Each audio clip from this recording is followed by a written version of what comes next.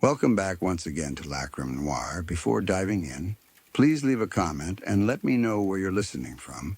I enjoy reading them all. For those drawn to dark, atmospheric stories, don't forget to like and hit subscribe. Just to mention, the initial 10 minutes contain 3 ads. Following that, the complete video will be ad-free, allowing you a relaxed and uninterrupted rest. Now make yourself comfortable, clear your head, let everything else fade, and let's begin. Story 1. I was 12 in the early 1980s, the kind of time that feels far away now, like it happened in a different world.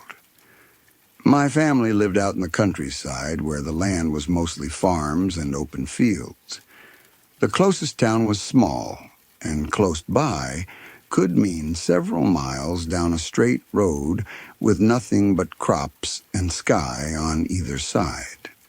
That summer had a rhythm to it. I'd wake up early because there was no sleeping in when you lived on a farm. My dad would have me outside before the sun was fully up, doing simple chores I was finally old enough to handle without being watched the whole time.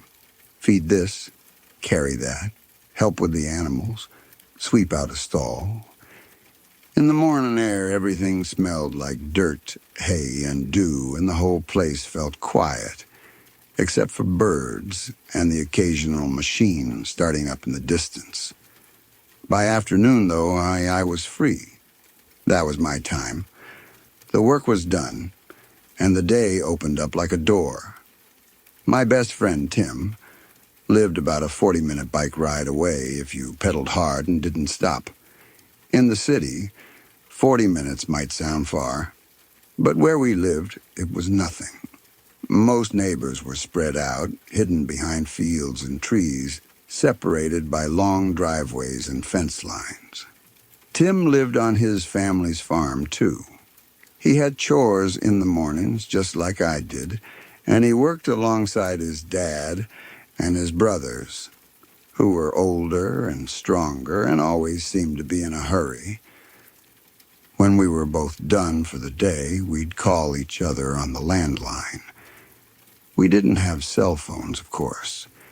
There was one phone in each house, attached to the wall, and if someone else was on the line, you just had to wait.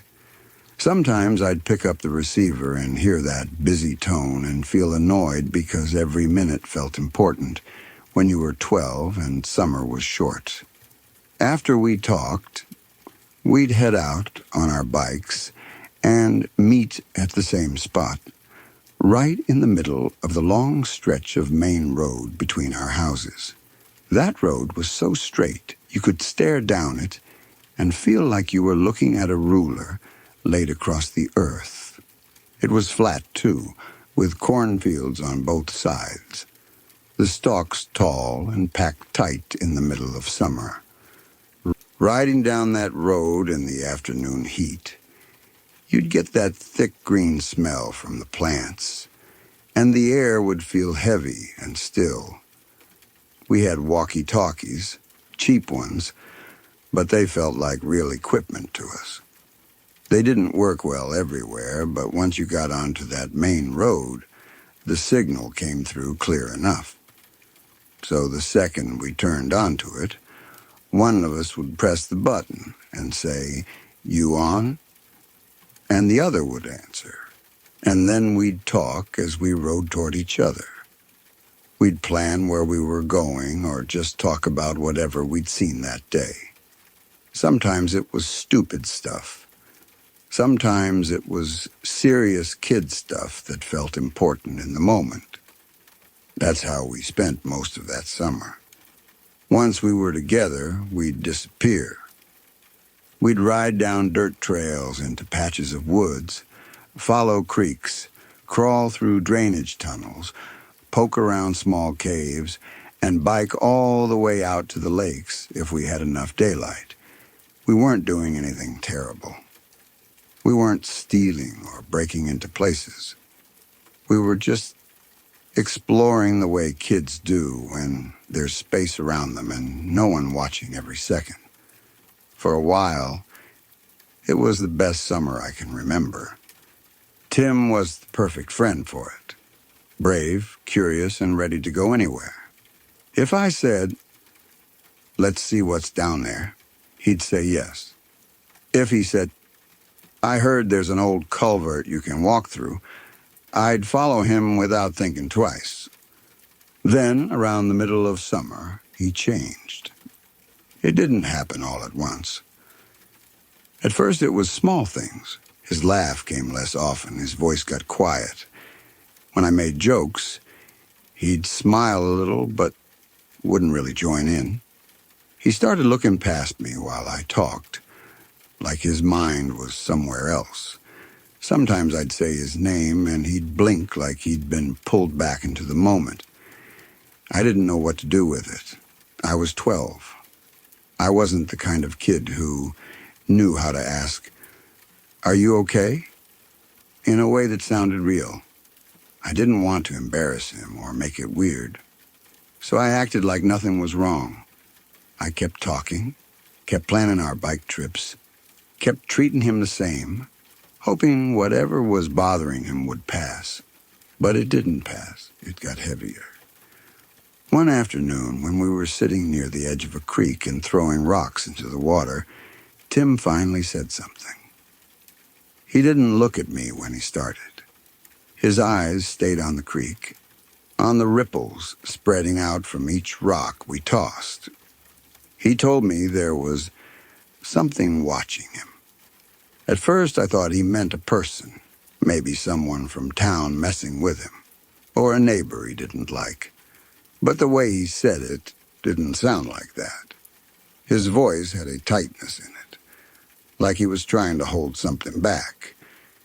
He told me it happened at night, mostly. He said he'd be in his room and hear small noises that didn't make sense. Soft scratching, a shift of weight, a sound like someone moving in the dark. He said sometimes it was outside, sometimes it was inside, and he couldn't tell which was worse. Then he told me about one night that scared him so badly he thought his heart would stop. He'd heard something outside his window over and over, like someone stepping carefully through the grass. Finally, he couldn't stand it anymore. He pulled the curtain back just enough to look. Out in the cornfield, just beyond the yard, he saw a silhouette, not close enough to see a face. Just the shape of a person standing still facing his window, like it had been waiting for him to look. He told me it didn't wave. It didn't move. It just stared.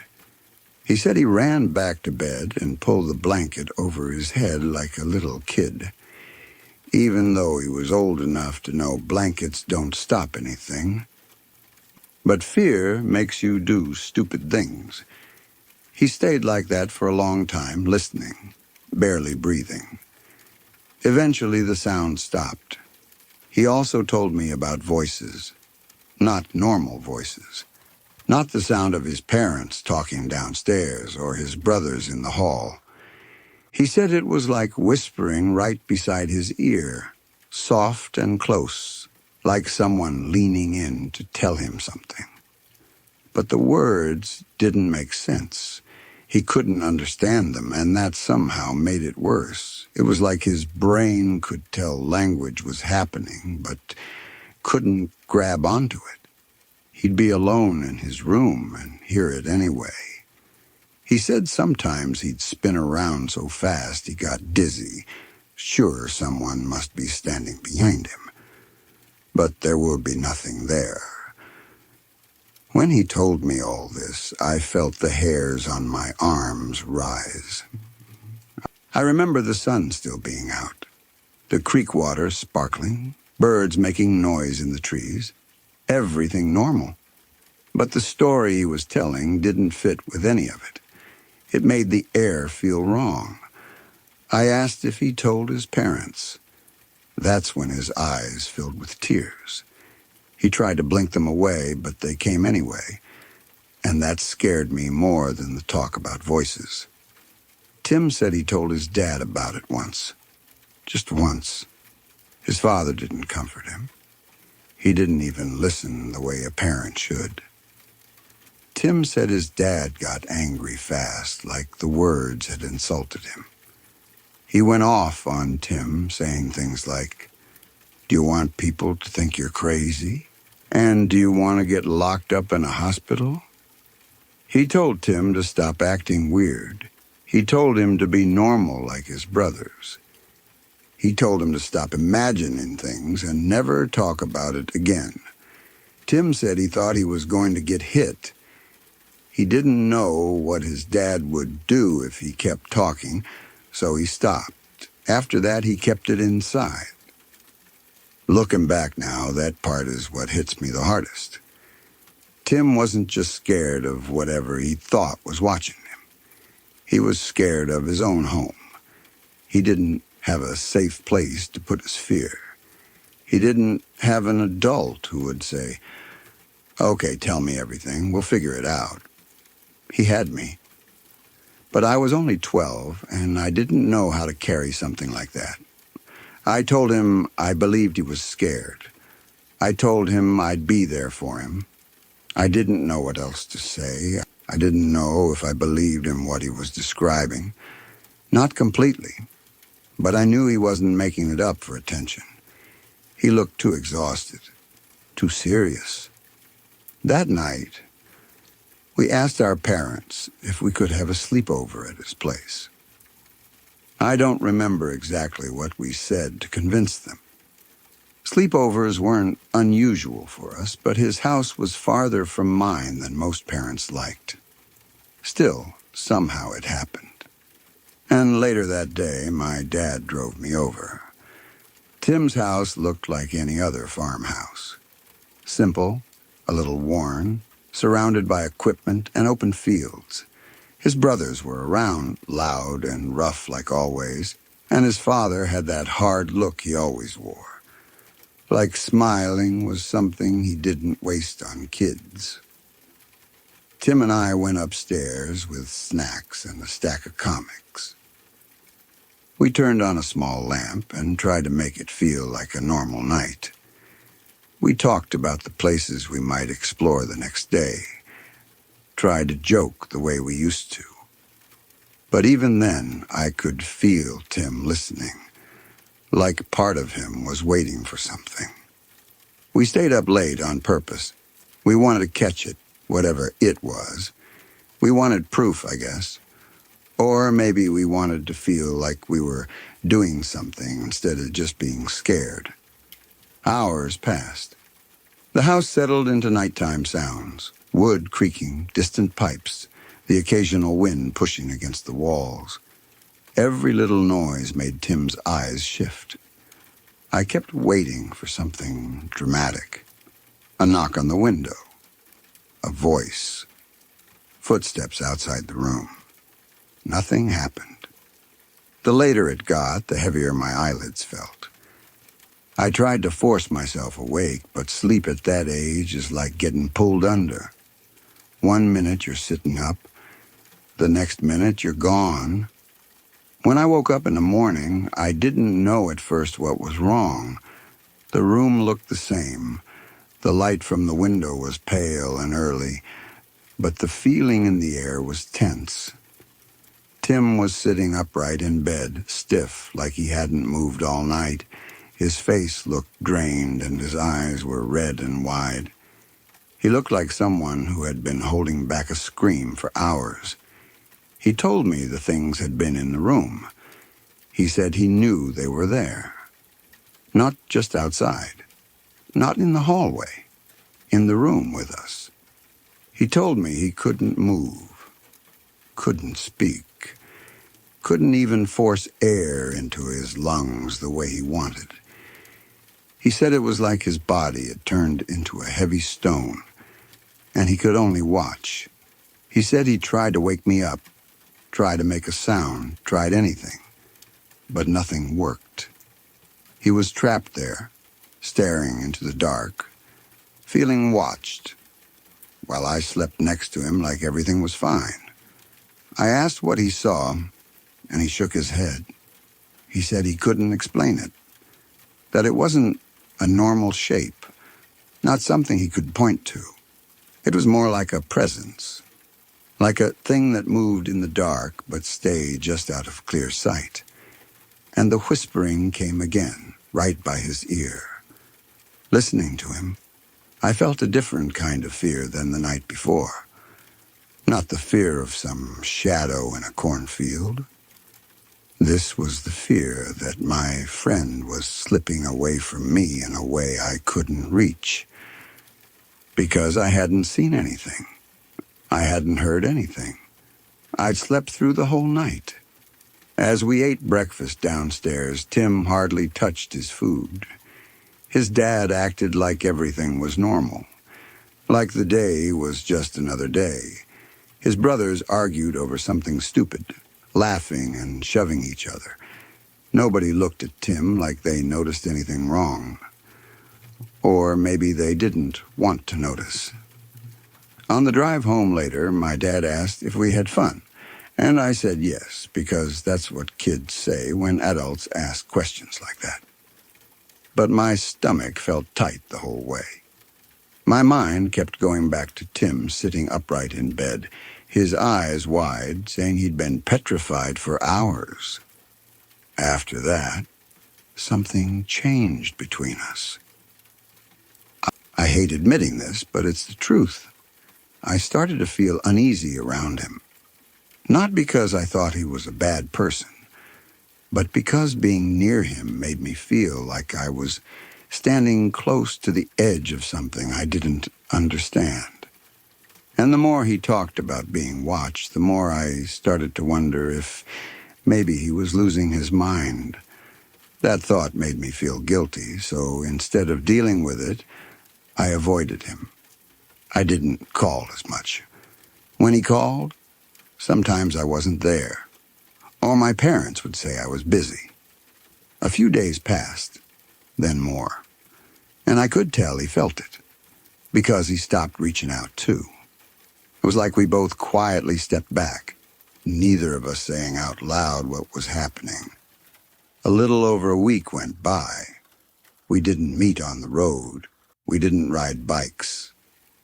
It felt wrong because we'd spent most of the summer together, and now it was like a door had closed.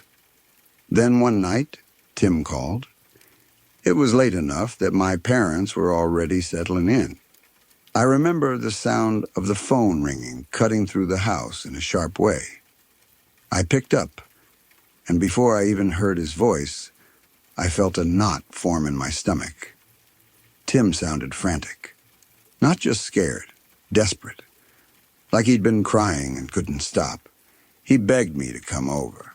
He begged to come to my house. He didn't care which. He just didn't want to be alone there. I told him I couldn't. I said it was too late. My parents wouldn't let me go out. Not at night. Even saying those words, I felt awful, because I could hear the panic in his breathing. He kept pleading. He said, "They're coming tonight." I asked who. He didn't answer clearly. Maybe he couldn't. Maybe he didn't know. He just kept saying they were coming to take him away. That tonight was the night. The way he said it made my skin go cold. It didn't sound like an imagination. It sounded like someone who truly believed he was about to disappear. That fear in his voice did something to me. It cut through my own confusion and brought me back to something simple. He was my friend, and he was alone. I told him to wait. I put the phone down and went to my parents. I don't even remember the exact lie I told. Maybe I said Tim had a family problem. Maybe I said he needed to stay over because something happened at home. Whatever it was, it must have sounded serious because my parents didn't brush it off. They were strict about nighttime, but they weren't cruel. After a tense minute of talking, they agreed. and my dad said he'd let me go get Tim as long as I was quick. I ran back to the phone and told Tim I'd meet him at our usual spot on the main road. That was the easiest place for both of us, halfway between. I told him to bring his bike and come fast. We hung up and I rushed outside, got on my bike, and pedaled hard into the dark. The night air was cooler than I expected. The sky was clear, and the road in front of me was a long black strip under the stars.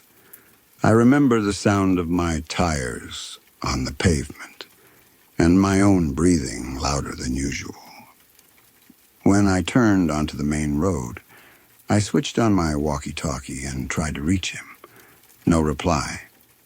I tried again, pressing the button harder like that could help. Still nothing. I kept riding, faster now, my legs burning, my mind filled with the image of Tim on the phone, crying, saying they were coming. Then his voice finally came through, but it was almost drowned in static. The static was thick and loud, like the walkie-talkie was fighting itself. Tim was talking, but I couldn't make out what he was saying. He sounded distressed, like he was either crying or out of breath. I shouted into the walkie-talkie, "Tim, where are you?" But my own voice sounded small against the crackling noise. The static got worse. I pedaled even harder. That ride is one of the eeriest moments of my life. A straight country road at night, cornfields on both sides like walls, and my friend's broken voice coming through a buzzing walkie-talkie, panicked and unclear. Every few seconds the corn would rustle, and I'd turn my head without meaning to, as if something might step out onto the road. I finally reached our meeting spot. Tim wasn't there. Usually I could see him coming from far away, a small shape on a bike growing bigger as he got closer. But that night, the darkness swallowed everything beyond a certain distance. I stood with one foot on the ground, holding my bike steady, listening. I tried the walkie-talkie again, calling his name. Only static answered. I waited, telling myself I had arrived too early. Maybe he'd had trouble getting out. Maybe he was just a few minutes behind. Minutes passed. I don't know how many, but it felt like too many. My nerves started to crawl. I looked up and down the road until my eyes hurt, searching for any movement. I couldn't just stand there anymore. If he wasn't coming to me, I had to go toward him. So I got back on my bike and rode in the direction of his house, pressing the talk button over and over, trying to reach him. The static kept rising and falling, sometimes so loud it made me wince. Tim's voice would break through for a second, then vanish again. And then, as suddenly as it had started, the static cleared. The walkie-talkie went quiet, normal again, with that soft background hiss. I stopped pedaling. My heart was pounding. I lifted the walkie-talkie and called for him. "Tim?" For a second, there was nothing. Then I heard my own words echo back at me, not through the walkie-talkie speaker like a normal reply, but from ahead on the road, faint and delayed, coming from Tim's walkie-talkie. I froze. I got off my bike slowly and walked forward, following the sound. A few yards ahead on the side of the road, I saw it, Tim's bike on its side. His backpack was there. His walkie-talkie lay on the ground, turned on, the little speaker repeating my voice in a strange way. But Tim was gone. I ran to the pile of stuff, my stomach dropping so hard it felt like I might throw up. I grabbed his walkie-talkie and shouted his name into the night, not caring anymore about volume or neighbors or anything else. No answer. The road was empty. The cornfields stood on both sides, tall and thick, and the wind moved through them in a way that sounded like whispering if you listened too long. I walked a few steps toward the corn, shouting again, and the only response was that rustle. I tried to think like a kid who wanted an explanation. Maybe he'd crashed. Maybe he'd gotten hurt. Maybe he'd gone into the field to hide from someone, or because he thought someone was there. Maybe he was playing a trick, even though nothing about this felt like a trick. I looked at the edge of the corn and saw a gap where the stalk seemed bent, like someone had pushed through. My first thought was to go in after him. I stepped into the first row. The corn surrounded me instantly, closing in so the road disappeared behind my back. The air inside felt different. Stale, earthy, and tight. The stalks were taller than me, and the leaves brushed against my arms and face. It was hard to see more than a few feet ahead, just narrow lines between rows that all looked the same. And then something hit me. It wasn't a sound, it wasn't a voice, it was a feeling, sudden and complete, like a dark wave crashing over me. Pure fear.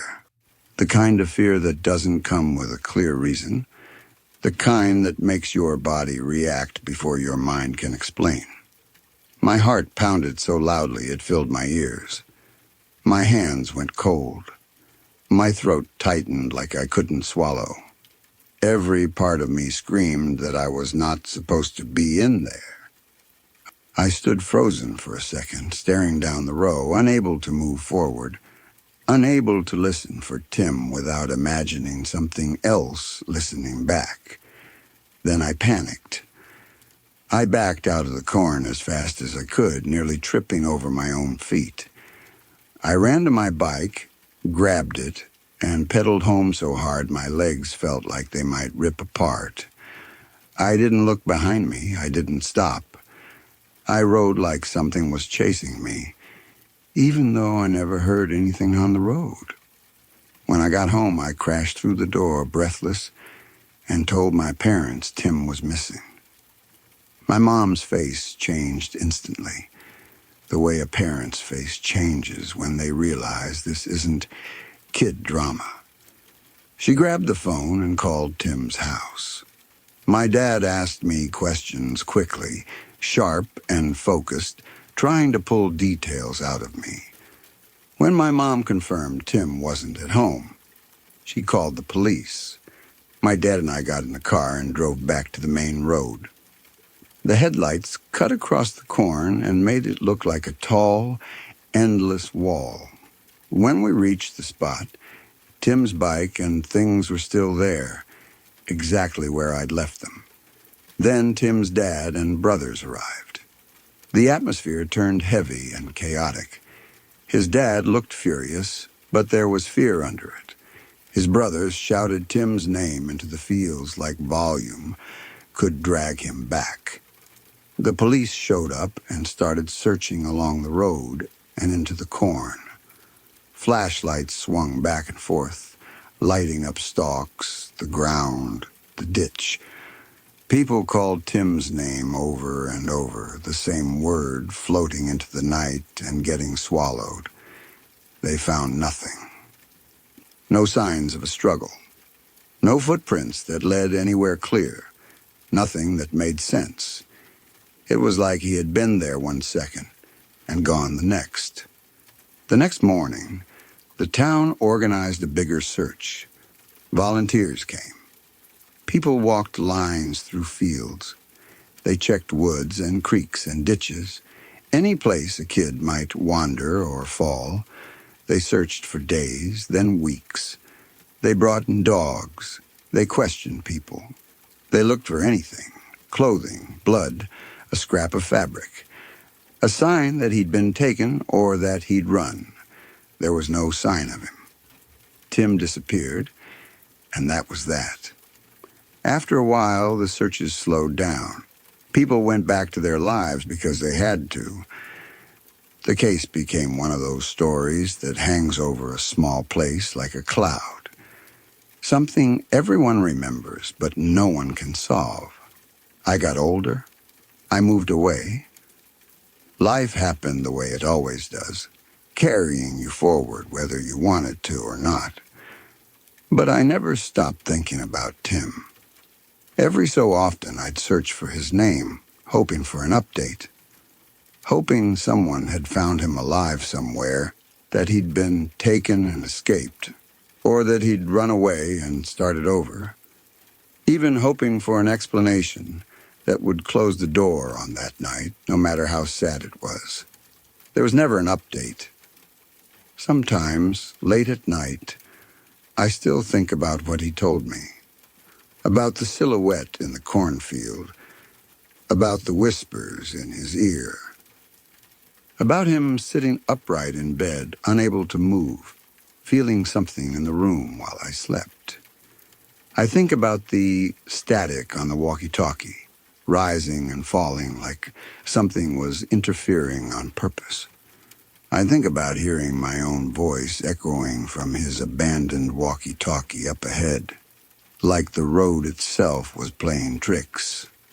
And I think about the moment I stepped into the corn and felt that sudden, crushing fear. Fear so strong it didn't feel like it came from me.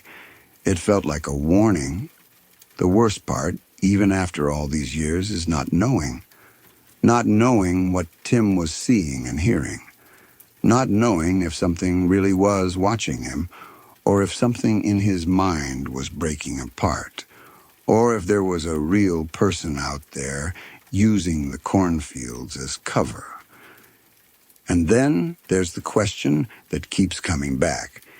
No matter how many times I try to push it away, what could I have done differently? If I hadn't avoided him?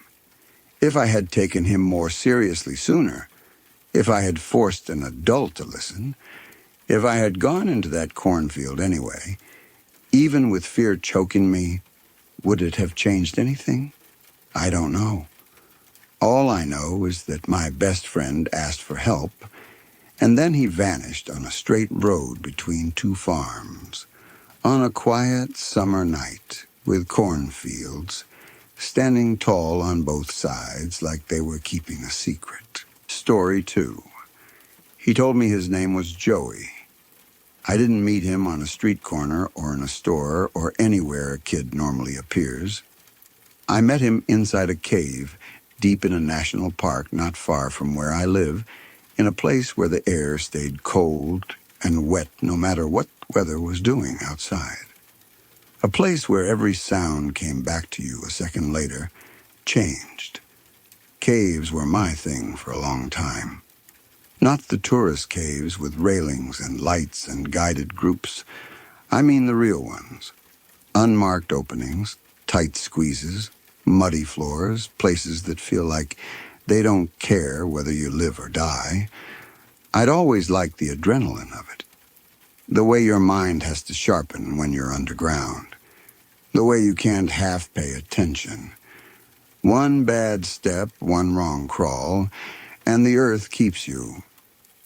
I told myself it was about exploring, about nature, about seeing something most people never see.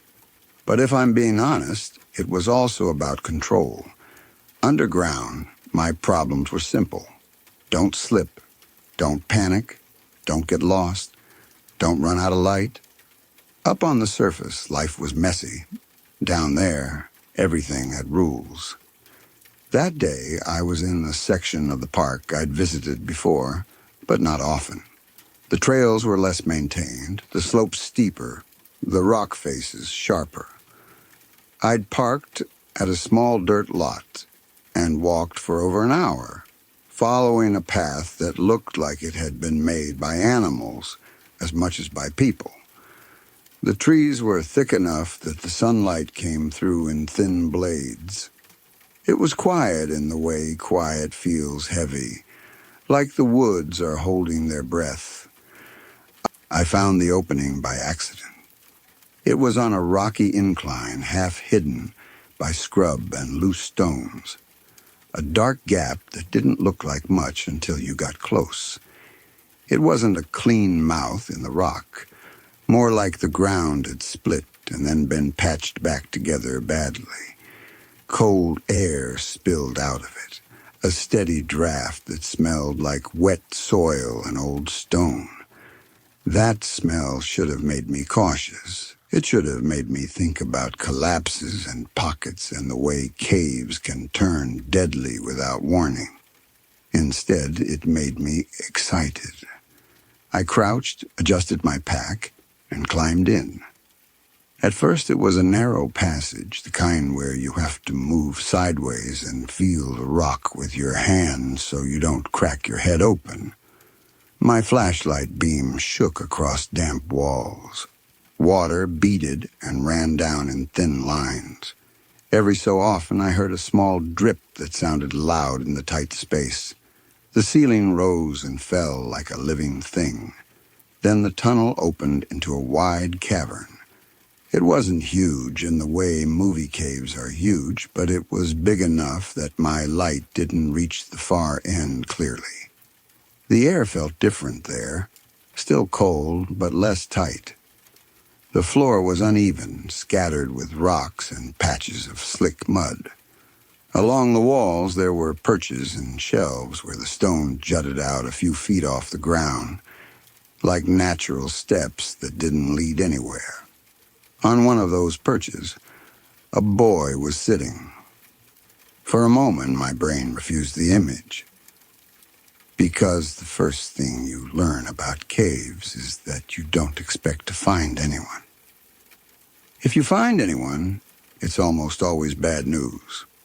He was small, maybe 6 or 7, with dirt on his knees and hands like he'd been crawling. He was dressed in a t-shirt and shorts that were thin for how cold it was down there. His hair clung to his forehead in damp strands, but he didn't look injured. He looked confused, like he'd been waiting for someone to tell him what to do.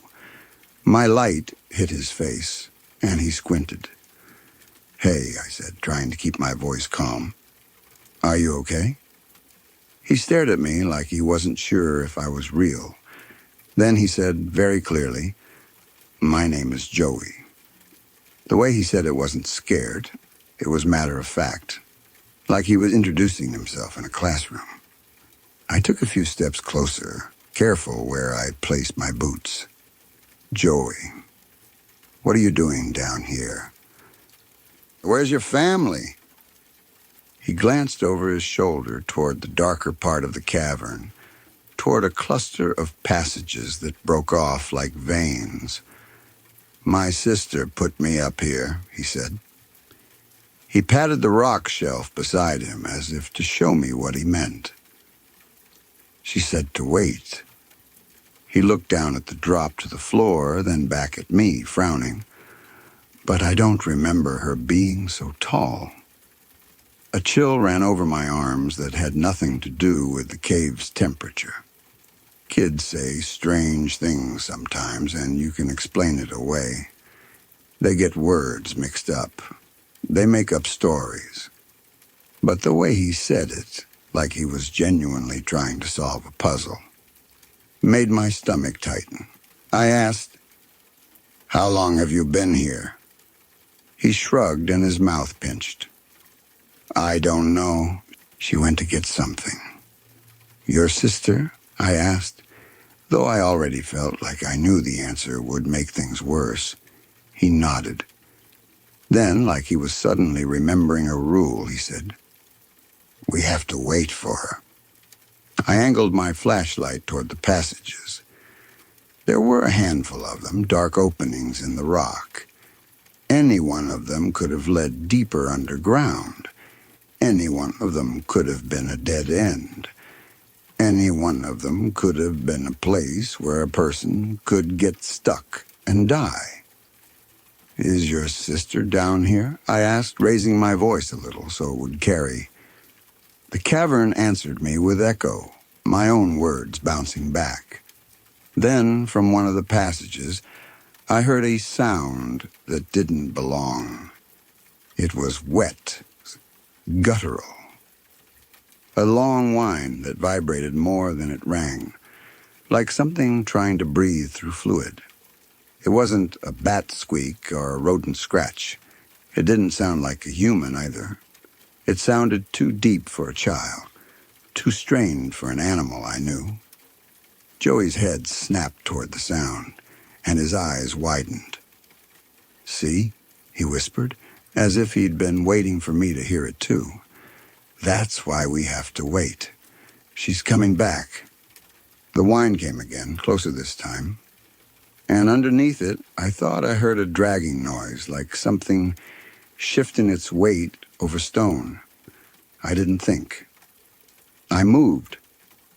I stepped right up to the rock shelf, put my hands out and said, "Joey, I'm going to help you down, okay?" He hesitated. His small fingers gripped the edge of the rock. "We have to wait for my sister," he said again, stubborn now, his voice quivering. "She said to wait."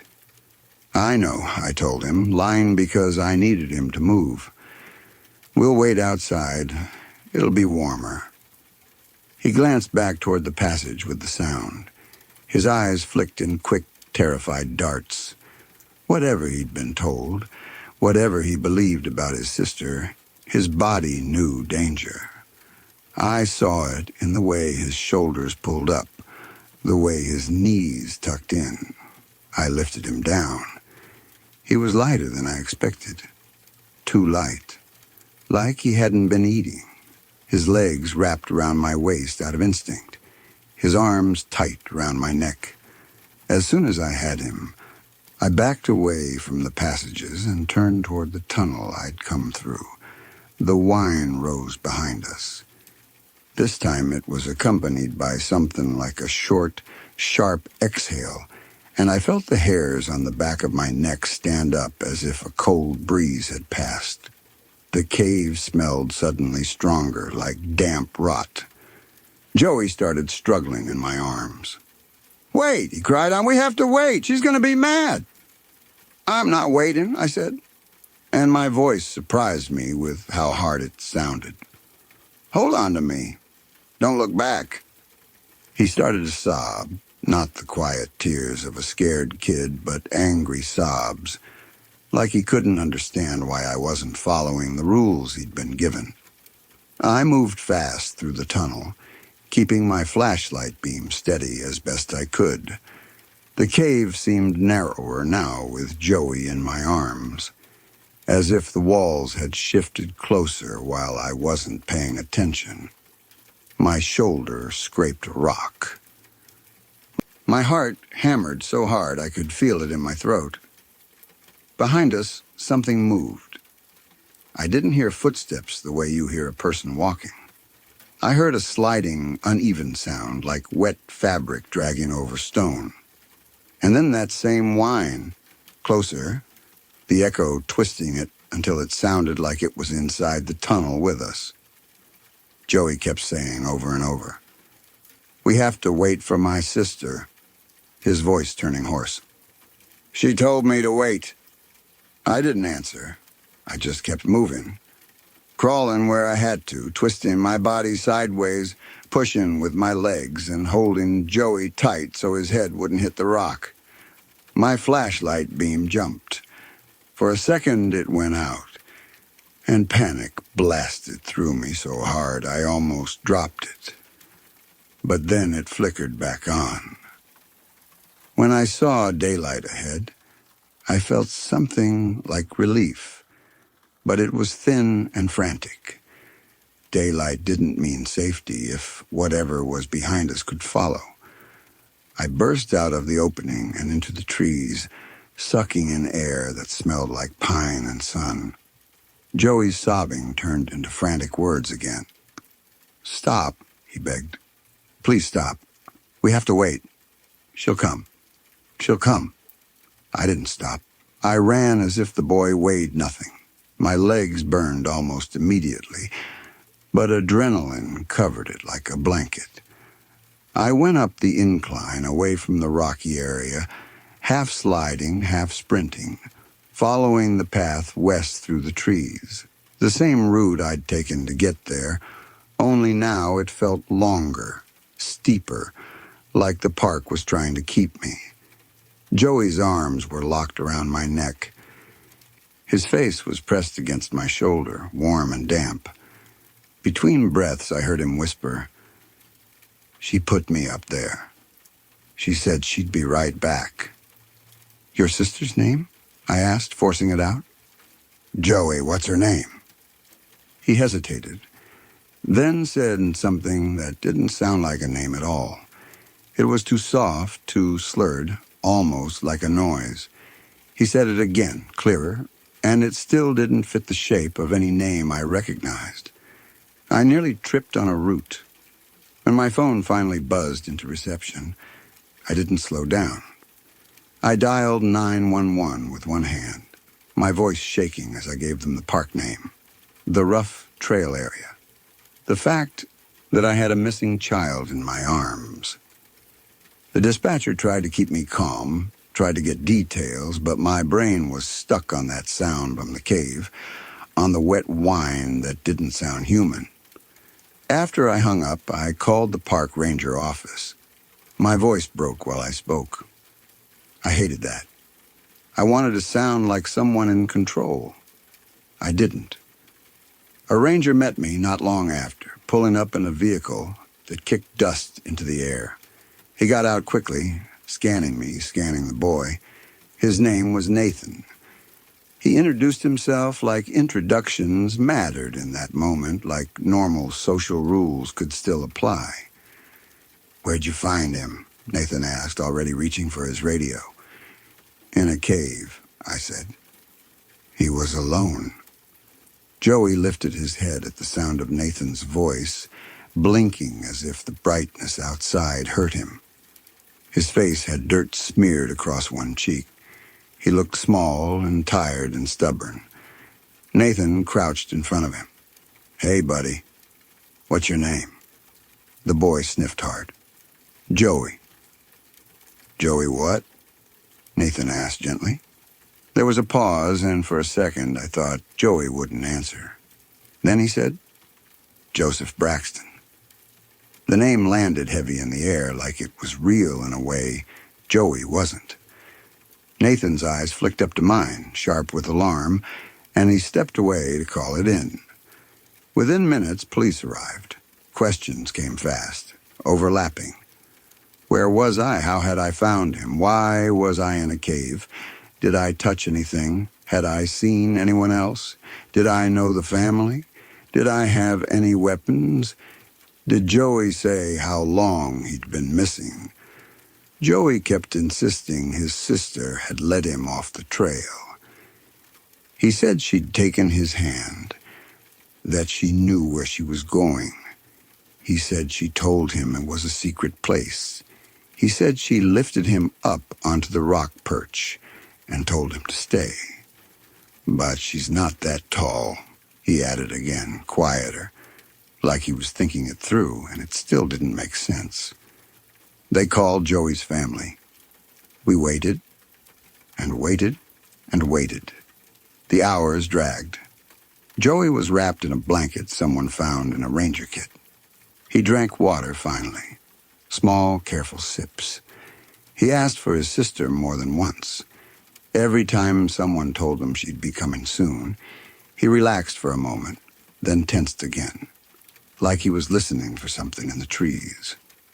The police questioned me while we waited. I told them about the cave, about the rock shelf, about the sound from the passage.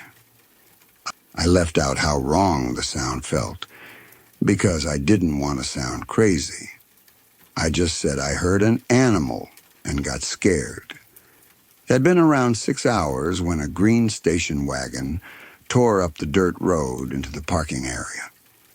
It came in too fast, skidded, and stopped crooked, like the driver didn't care about anything but getting out. A man and a woman stumbled out first, panic written on their faces.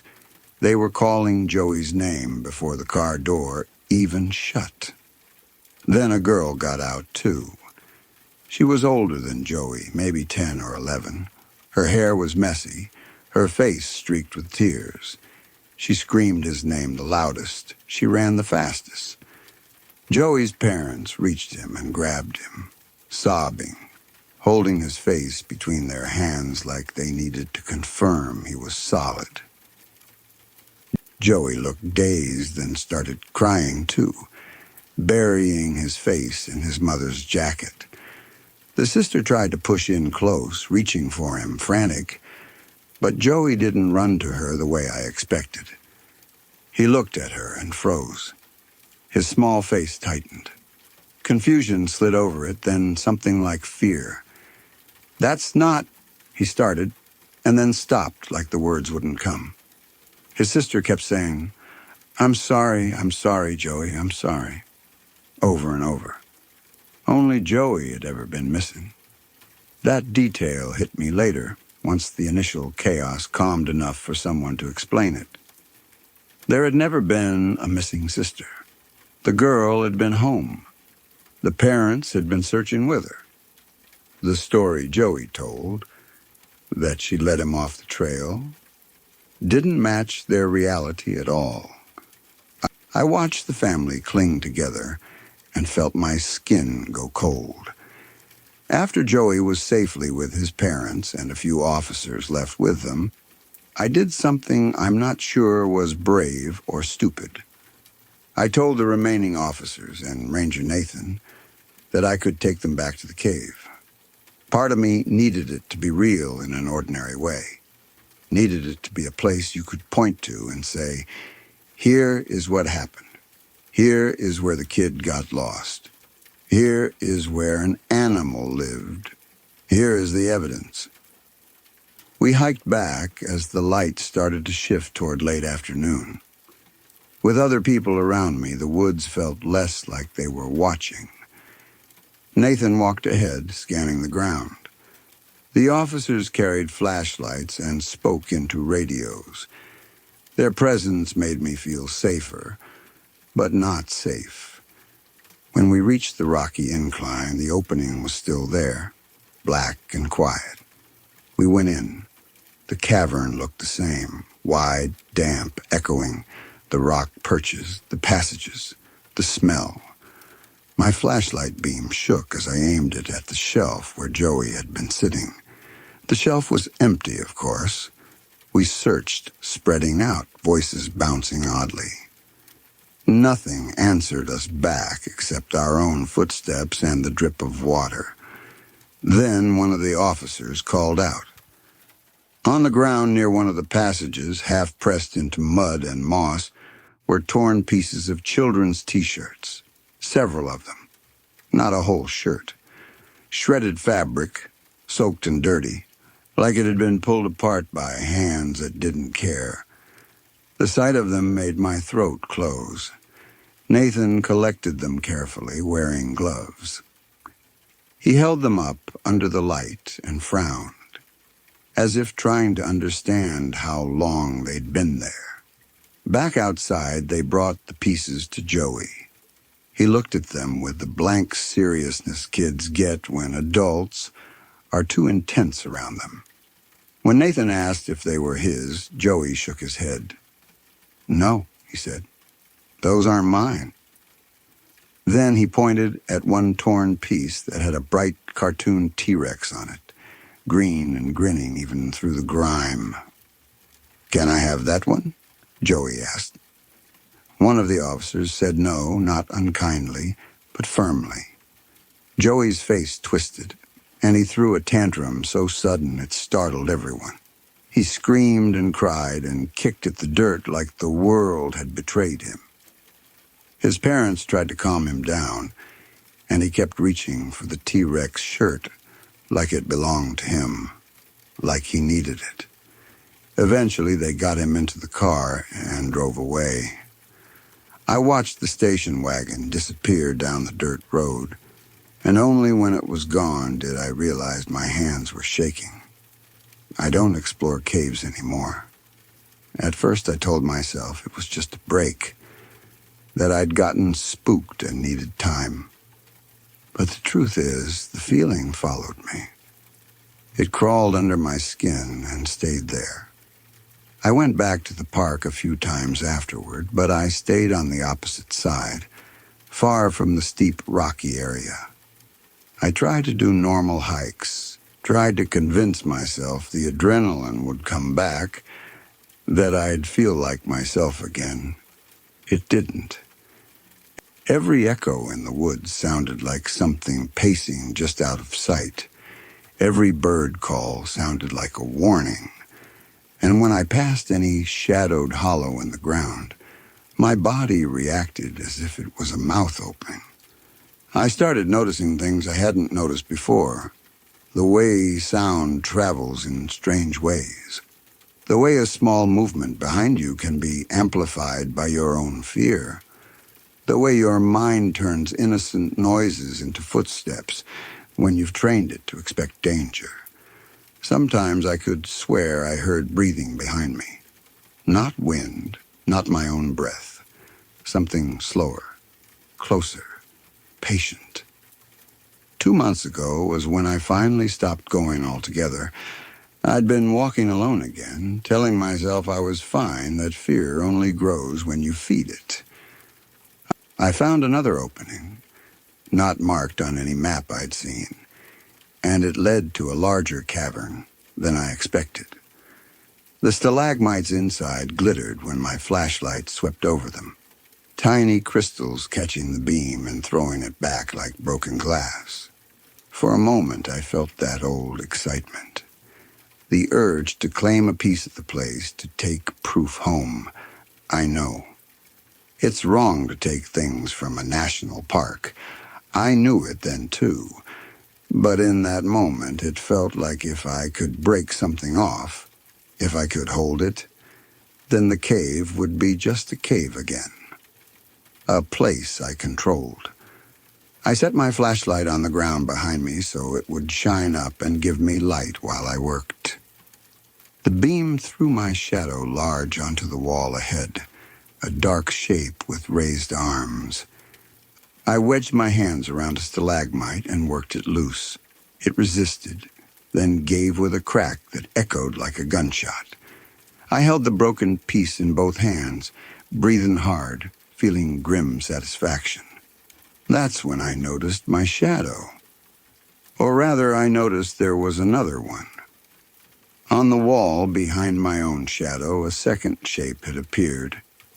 Taller than it should have been for a child, but thin and long-legged, like a kid stretched wrong. It moved with a slow, steady walk. The worst part was the silence. I couldn't hear it at all. No scrape of shoes, no crunch of gravel. Just the visual of that shadow sliding closer like time passing. My grip tightened on the stone in my hands. I turned fast, swinging the broken stalagmite with everything I had, a wild defensive arc that almost spun me off balance. I hit nothing. The cavern was empty. No person, no animal, just stone and glittering mineral and the low, wet smell of the earth. My breath came in short bursts. I stood frozen, waiting for laughter, for an explanation, for anything to match what I'd seen. Then my flashlight beam caught something on the ground, a pair of small blue children's sneakers. They were sitting a foot behind where I'd been standing, perfectly placed side by side as if someone had set them down carefully. Clean enough to look recent. Close enough that if I'd stepped back a single pace, I would have stepped right into them. I didn't touch them. I didn't look around anymore. I grabbed my light, dropped the broken piece of stone, and ran until the cave mouth was behind me and the trees were whipping past, and my lungs burned like they were tearing. I didn't stop until I reached my car, and even then I sat inside with the doors locked, staring at my own reflection in the rearview mirror like I expected to see a long-legged shadow standing behind me. I don't go cave diving anymore. And I don't think I ever will again. 'Cause the worst part isn't that I might get hurt underground. The worst part is that I don't trust what waits there. And I don't trust what might decide to follow me back out. Story 3. I started writing things down a few months after I began working at the funeral home. At first, it was just a way to keep notes. Basic stuff. The kind of details you don't want to mix up when every day looks the same and the paperwork is endless. But then the strange things started happening. Not big, dramatic things you could point to right away. Small things. Quiet things. The kind of stuff that, if you don't record it, you can talk yourself out of later. That became my fear. Not that I was seeing things, but that I would forget the details and then convince myself nothing happened at all. So I started keeping track. Dates, times, what I was doing right before something felt wrong. At night, I told myself it would help me make sense of it, or at least help me sleep. It hasn't helped. If anything, writing it down has made it worse, because it forces me to look at the pattern instead of ignoring it. It keeps me from sliding back into denial. It turns every odd moment into a fact on paper, something I can't easily brush aside. Last week, something happened that shook me more than anything else I've dealt with since I started here. I keep replaying it in my head, and I know if I don't put it into words now, I'll either lose parts of it, or I'll start rewriting it in my memory until it feels less real. I don't want it to feel less real. I want it to stay exactly as it happened, even if that scares me. It started with a body that was, on the surface, completely normal. He came in late in the evening. Nothing about him stood out. Normal age, normal cause of death. The paperwork matched what we were told. The family requests were standard. There was no warning in any of it, no note from a hospital, no strange detail from an officer, no reason for my stomach to tighten when we brought him into the prep room. I work with Martin most days. He's been here longer than I have, and he moves like someone who doesn't waste energy. He doesn't talk much unless he needs to, and he has this habit of keeping his face calm, no matter what's going on, like he learned a long time ago that reactions only make a job harder. We transferred the body onto the operating table like we always do. There's a routine to it that becomes automatic. The sheet shifts, the limbs settle.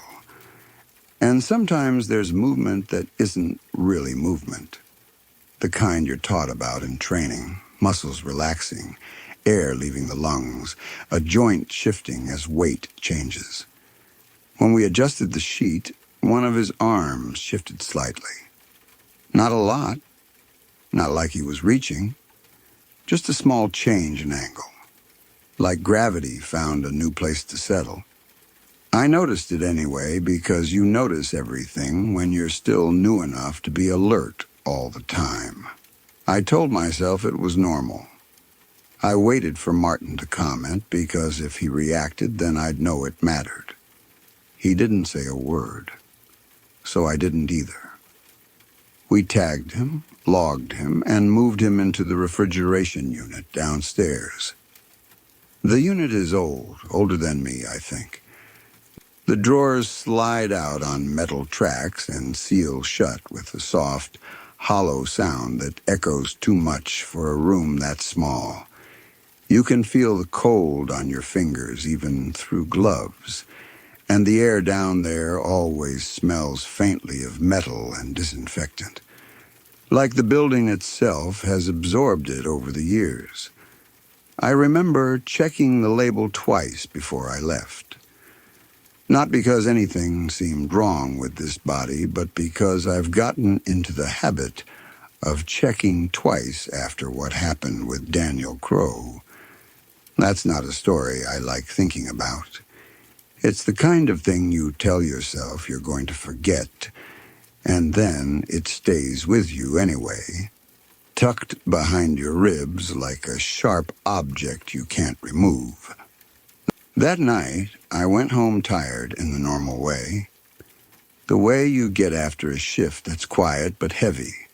I slept badly, which is also normal now. This job does that to you. You're surrounded by stillness all day, and then you go home, and your mind won't stop moving. The next morning, I got to work earlier than usual. I told myself it was because I wanted to get ahead on the day, but the truth is I've started arriving early because I feel better when I'm inside the building and things are still. When other people arrive, there's noise and conversation and small distractions. When I'm alone, I can listen. I can check things. I can make sure everything's where it's supposed to be. I unlock the front door, put my things in the office, and walk straight back toward the preparation room. The hallway lights buzzed softly the way they always do. The whole place smelled like floor cleaner and old wood, and there was that faint chill that never fully goes away. I went downstairs to the refrigeration unit. The drawer was closed. For a second, that made me feel relieved. I didn't even know what I'd been expecting. Just something off, something wrong. But the drawer being closed looked normal, and normal is comforting when you work in a place where the abnormal likes to hide inside ordinary moments. Then I opened it. It was empty. I just stood there staring at the space where the body should have been, my mind trying to catch up. There are only so many reasons for a body to not be where you put it. A mistake with labeling. Someone moving it to a different drawer for space. Martin rearranging things and forgetting to tell me. A mix-up with another case. All of those explanations are boring. All of them are fixable. That's what my brain wanted. A boring, fixable reason. I checked the label, even though I already knew it was right. I read it slowly, like the letters might have changed while I wasn't looking. Then I started opening other drawers. One by one, I slid them out, my hands moving faster than they should have. I tried to stay careful, because careless handling is how you create a real problem on top of whatever this already was. But I could feel my pulse in my throat, and I could feel sweat building under my collar even though the room was cold. 4 drawers over, I found him. He was positioned exactly the way we'd left him. The sheet was pulled up neatly. The tag was still in place. The drawer was shut like it had always been his drawer, like nothing had changed at all. Except that it wasn't where he was supposed to be. I closed the drawer. Then I opened it again immediately, because I needed to make sure I wasn't losing my mind. He was still there. Upstairs, when Martin arrived, I told him. I expected some kind of reaction. Even irritation would have been something. But he listened without interrupting. His expression flat in a way I've come to recognize as deliberate. He doesn't give the room more emotion than it already has. When I finished, he nodded once and said, "Write it down." That was it. "Time, drawer, anything else you notice?" he added, already turning back toward his work, like I'd told him the copier jammed or we were low on gloves. His reaction hit me harder than the missing body, because it made me realize he wasn't surprised. Maybe he didn't want to show it, but it didn't feel like that. It felt like he'd heard it before, like it had happened before. The rest of that day stayed quiet. No more surprises. No more shifted drawers. No strange sounds. Just the normal routine. Before I left that night, I went downstairs and checked again. The body was still in the drawer where I'd found it that morning. I should have moved him back to his original drawer, just to put things right. But I didn't. I can't fully explain why. Maybe I didn't want to touch anything. Maybe I didn't want to signal, if signaling was even possible, that I noticed. Instead, I did something small, something I could pretend was just me being careful. I took a piece of masking tape and stuck it across the seam where the top edge of the drawer met the bottom edge of the drawer above it. A simple marker. If the drawer opened, the tape would tear. If it didn't tear, then the drawer didn't open. Easy. Or at least it should have been easy. I went home with a dull weight in my stomach, the kind that doesn't feel like panic, just a slow sense that something is off and you're not going to be able to fix it by thinking harder. That night, I tried to talk myself out of it. Bodies don't move on their own. Drawers don't open and close themselves. People make mistakes and machines fail, and sometimes you miss a detail. That's how life works. But I was one of the last people to leave. And I was the first one in the next morning. So when I went to work the next day, I skipped the office. I didn't even set down my bag. I went straight downstairs. The drawer was still closed. For a second, relief hit me so hard I almost laughed, like maybe I'd just been tired. Maybe the tape idea had been pointless because nothing was happening at all. Then I looked closer. The tape wasn't torn, but it had been moved. It was stuck back in place like someone tried to make it look untouched, but it wasn't right. There was a small crease through the middle, like it had been peeled off and pressed down again. The top corner had a tiny fold, like a little dog ear, and when I leaned in closer, close enough that my breath fogged slightly on the metal, I could have sworn I saw a fingerprint smudged into the tape. That was the moment something settled in my chest. Not shock, not adrenaline. Something worse, a kind of cold certainty that this wasn't a mistake I could fix by being more careful. I took a shaky breath and opened the drawer. It was empty again. This time I didn't stand there staring like I had yesterday. I moved fast, opening drawers until I found him. He was farther down than before, and his position was slightly different. One arm hung at a new angle, just enough that I knew it wasn't the way we'd left him. That day, I started documenting everything more seriously. Not just times and drawer numbers. I wrote down the order I checked the drawers in. I wrote down which tools were on the cart and where they were placed. I wrote down how the condensation looked along the inside of the unit doors. I wrote down the sound of the refrigeration motor, because I started noticing it wasn't always the same.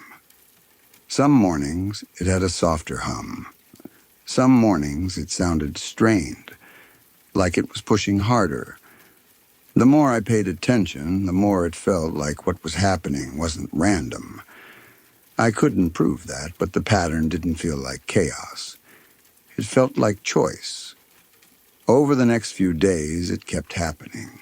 The same body. Always the same one. Always moved overnight. Sometimes only a few drawers. Sometimes more. Sometimes positioned exactly as before. Sometimes slightly changed, like a hand that had shifted, or a head angled in a way that made me pause. Each time I found him, I would stop for a moment before closing the drawer. I'd make myself look carefully because I didn't trust my memory anymore. I'd look at the folds in the sheet, the tag placement, the angle of the shoulders, the bend at the elbow. I'd force myself to be precise. Martin never said much. He'd ask what I wrote down sometimes. He'd glance at my notes, and he'd tell me again and again to keep recording it. On the fourth night, I stayed late. I told Martin I had paperwork, which was partly true. But mostly, I stayed because I wanted to see it happen. Up until that point, everything changed overnight, during the stretch of time when the building wasn't being watched. At night, the funeral home feels different. The quiet is heavier. During the day, the place has normal sounds. Doors opening, phones ringing, footsteps, voices in the hallway. At night, when those sounds disappear, what's left doesn't feel like emptiness. It feels like something else taking up space. I walked into the preparation room and immediately had the feeling that I was stepping into the middle of something. Like the room had been doing something before I arrived and my presence interrupted it. I went downstairs. The drawer was closed when I approached it. The handle felt colder than usual, even through my skin, like the metal held the cold more tightly. I hesitated. That surprised me. I'd opened these drawers 100 times, maybe more. But now it didn't feel like routine. It felt like a question. I pulled it open. He was there, exactly as I had left him. Sheet neat. Tag in place. No sign of change at all. That should have made me feel better. It didn't. By then, the stillness felt as deliberate as the movement. I stood there longer than I meant to, looking, listening. My hand rested lightly against the unit, and I could feel the low vibration through the metal. It traveled into my fingertips, up my wrist. The room held its silence in a way that felt almost expectant, like it was waiting for something to start. After a while, I closed the drawer and pressed it firmly until I felt the seal catch. Then I turned toward the door, already reaching for the light switch. I wanted to leave. There's a point where staying stops feeling like observation and starts feeling like you're involved in something you don't understand. I could feel myself drifting past that line, and I didn't want to.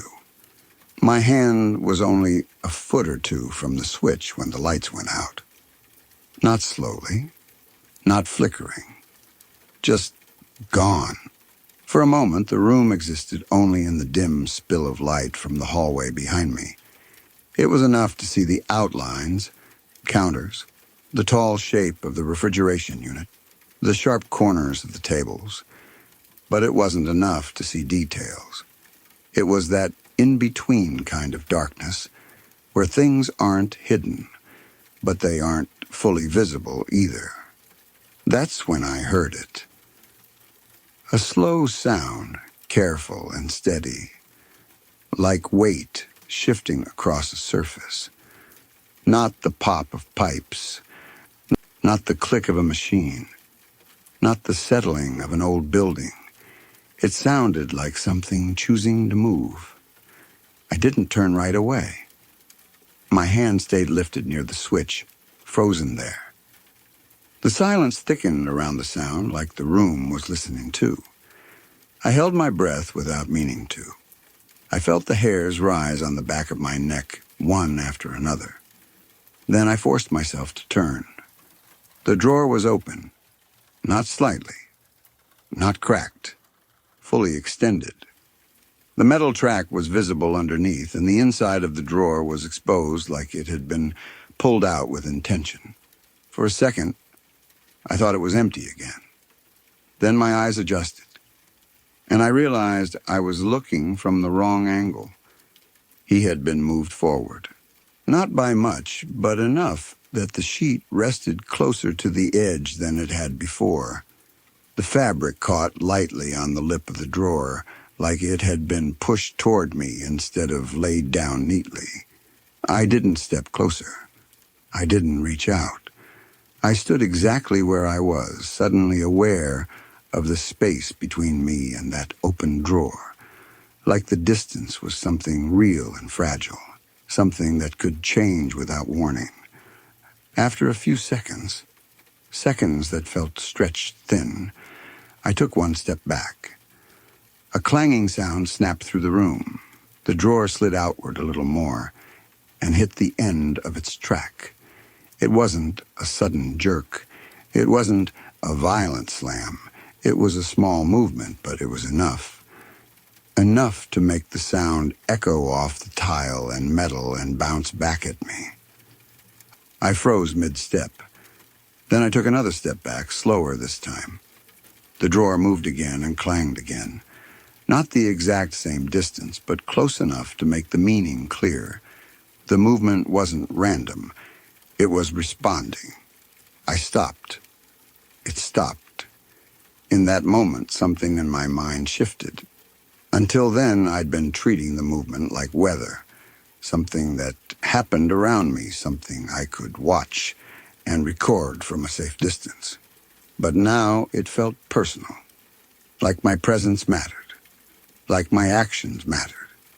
The room felt smaller, not physically, but in the way a place feels smaller when you realize you don't control it. The space between me and the open drawer suddenly didn't feel reliable. It felt like it could collapse if I made the wrong choice. I don't remember deciding to leave. I only remember being out in the hallway with the door behind me and the lights still off in the room. I remember closing the door harder than I meant to, and the sound of it settling into the frame, echoing down the hall. I stood there listening, half expecting another sound from inside, another shift, another clank. Something that would tell me it was still moving when I wasn't watching. There was nothing. The silence returned, smooth and unbroken, as if the room had reset the moment I stepped out. The next morning, I came in like I always do. I went downstairs. The drawer was closed. I stood in front of it longer than I should have, my hand resting on the handle. I could feel the vibration of the unit through the metal, faint but steady, like a heartbeat that wasn't mine. My hesitation was worse than the night before. Part of me already understood that opening it wasn't just checking. It was acknowledging. It was agreeing to look. I pulled it open. It was empty. This time I didn't even check the other drawers right away. I didn't want to do the routine again. I didn't want to play the game. Instead, I turned, because I already knew where my attention was being pulled, and I looked toward the preparation table. He was there, neatly placed like someone had set him down with care. The sheet was folded back slightly, just enough to show his face under the overhead light. It wasn't wide open. It wasn't messy. It looked deliberate. Something about him was different, though. It took me a second to understand what my eyes were catching. His head had shifted. It wasn't angled up in that neutral way anymore. It had been turned slightly toward the door, toward the space where I was standing. I stayed where I was. I didn't step into the room. I didn't walk closer to the table. I just stood there watching, feeling my throat tighten. In the past few days, the strange things had at least stayed inside a pattern I could track. Draw, time, movement, something I could document like a problem that might have an answer. But now it felt like it had crossed a line. This wasn't just something changing when nobody was looking. This felt like something arranging itself to be seen. I backed into the hallway and closed the door, leaving everything exactly as it was. I went home early that day. I took the same route I always take through town. The sidewalks were mostly empty. Fog hung low, especially between buildings where the streetlights didn't fully reach. The town felt muted, wrapped up in its own quiet. For a while it felt normal. Just me walking, my footsteps steady on the pavement, the world damp and gray around me. Then I noticed a second rhythm. At first it was so faint I almost ignored it. It could have been an echo. It could have been the way sound carries in fog, bouncing off walls in a soft, delayed way. But it stayed there, consistent enough that once I heard it, I couldn't stop hearing it. I slowed down gradually, not wanting to make it obvious. I focused on the spacing of my own steps. I listened to the way each foot landed and lifted. Behind me, the sound adjusted. Not perfectly. Not like someone copying me step for step. More like something aware of my pace. Something that changed with me because it wanted to. I came to a stop. The sound behind me stopped too, but not right away. There was a small delay. Like whatever it was needed an extra second to register that I'd stopped. I didn't turn immediately. I stood there listening, feeling the quiet press in on all sides. There weren't many cars, no voices. Nothing to cover sound if it chose to come closer. When I finally looked back, there was nothing there. The sidewalk behind me was empty, stretching into fog. The streetlights made soft halos that didn't reach far. The distance looked wrong, like the fog had flattened it. For a second, I almost convinced myself it had been my imagination, that my nerves were stretched thin and I'd turned ordinary echoes into a threat. Then I started walking again. A few seconds later, the second rhythm returned, faint, measured, following. Since then, I've been writing more than ever. Every detail, every small change, every inconsistency that refuses to settle into something I can explain. It feels important now that I keep track of where things are supposed to be, even if that understanding only lasts until the next time I look. But I've stopped trying to move him, and I've started paying attention to the spaces outside the funeral home, too. Because I can't ignore the possibility anymore that whatever has been shifting inside that building isn't contained there. The worst part isn't even the fear. It's the feeling that the distance between where it is and where I am might not be fixed the way I always assumed it was, and that once something learns you're paying attention, it might start paying attention back. Story 4. It started with something so small I almost laughed at it. I was sitting at a little cafe with my girlfriend. The kind of place our mountain town is proud of. Warm lights in the windows, old wood tables, soft music you can barely hear over the quiet conversations.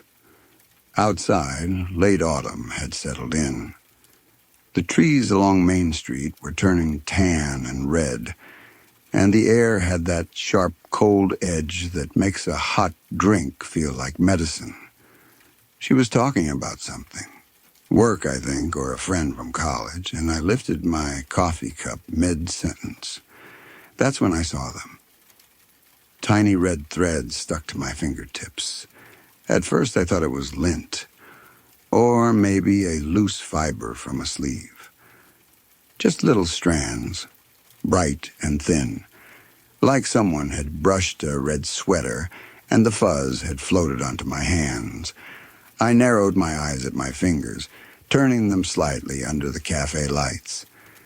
My girlfriend paused in the middle of what she was saying. "You okay?" she asked.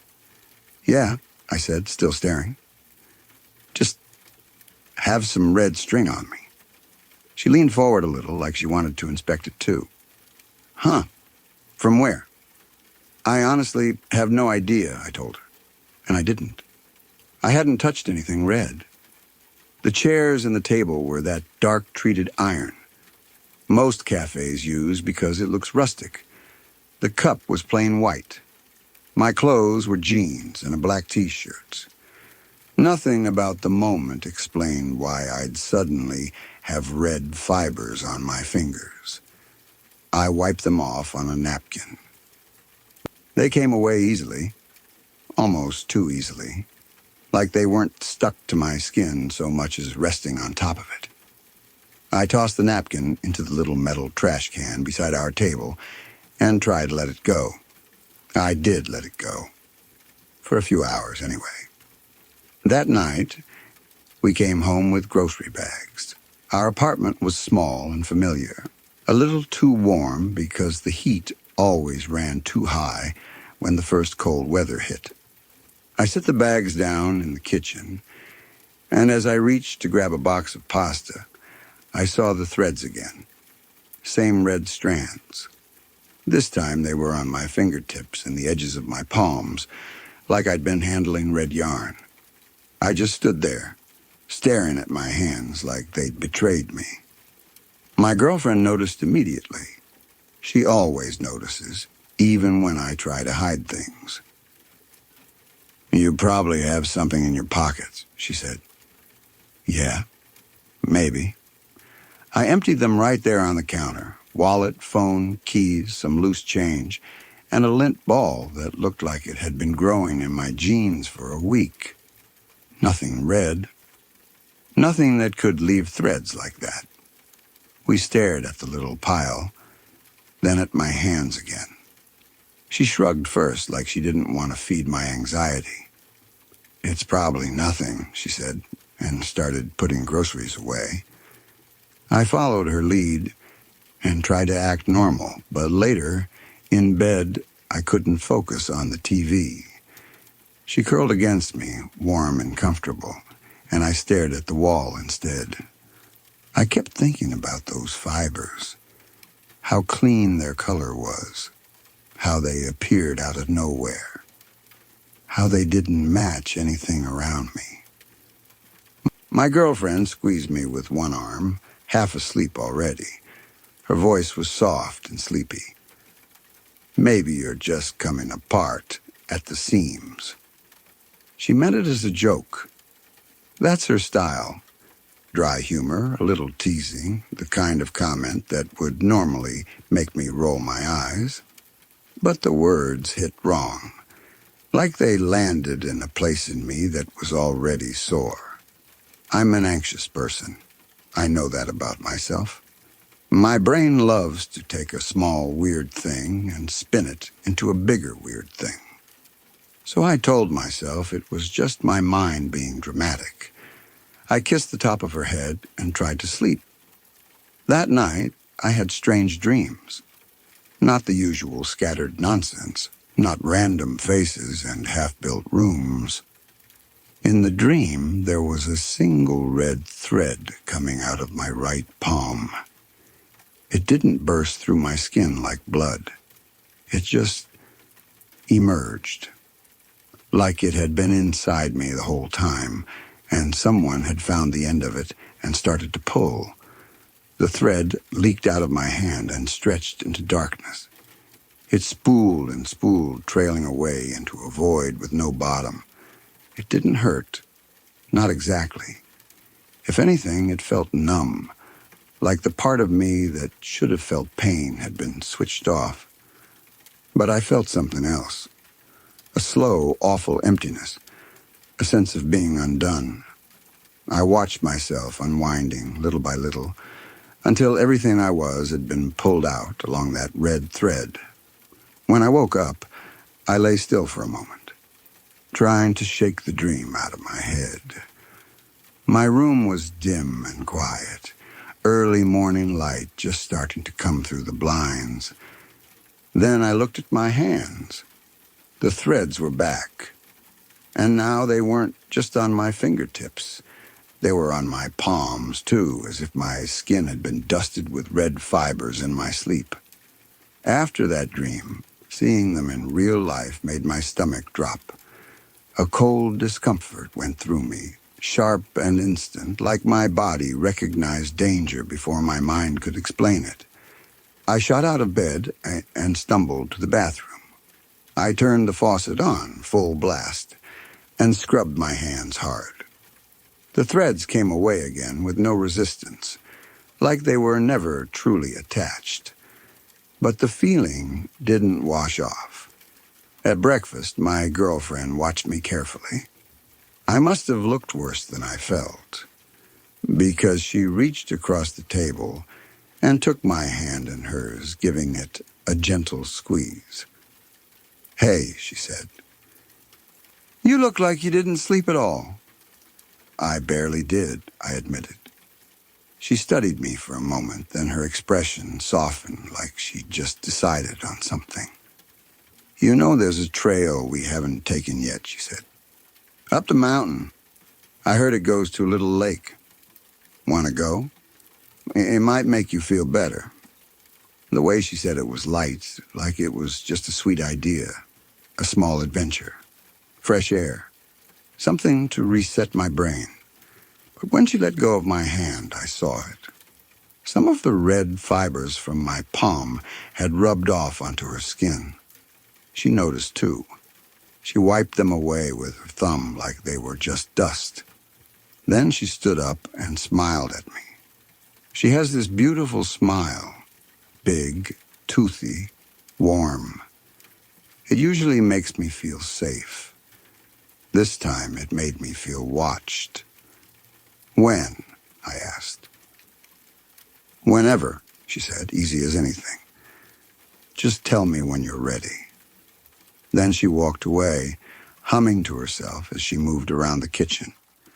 And I just sat there, staring down at my palms, at the faint red strands that always seemed to come back. I tried to be responsible about it. I tried to treat it like a real problem, instead of a spooky coincidence. I sat down with my phone and typed the symptom into Google in every way I could think of. Red fibers on fingertips, red thread on hands, skin producing string, hallucinations of thread, dream about thread. Nothing useful came up, no medical condition that matched, no explanation that made sense, just random pages about fabric allergies, parasite paranoia, and craft forms. When I finally put my phone down and walked into the living room, my girlfriend was sitting there like she'd been waiting for me. The second she saw me, her face lit up.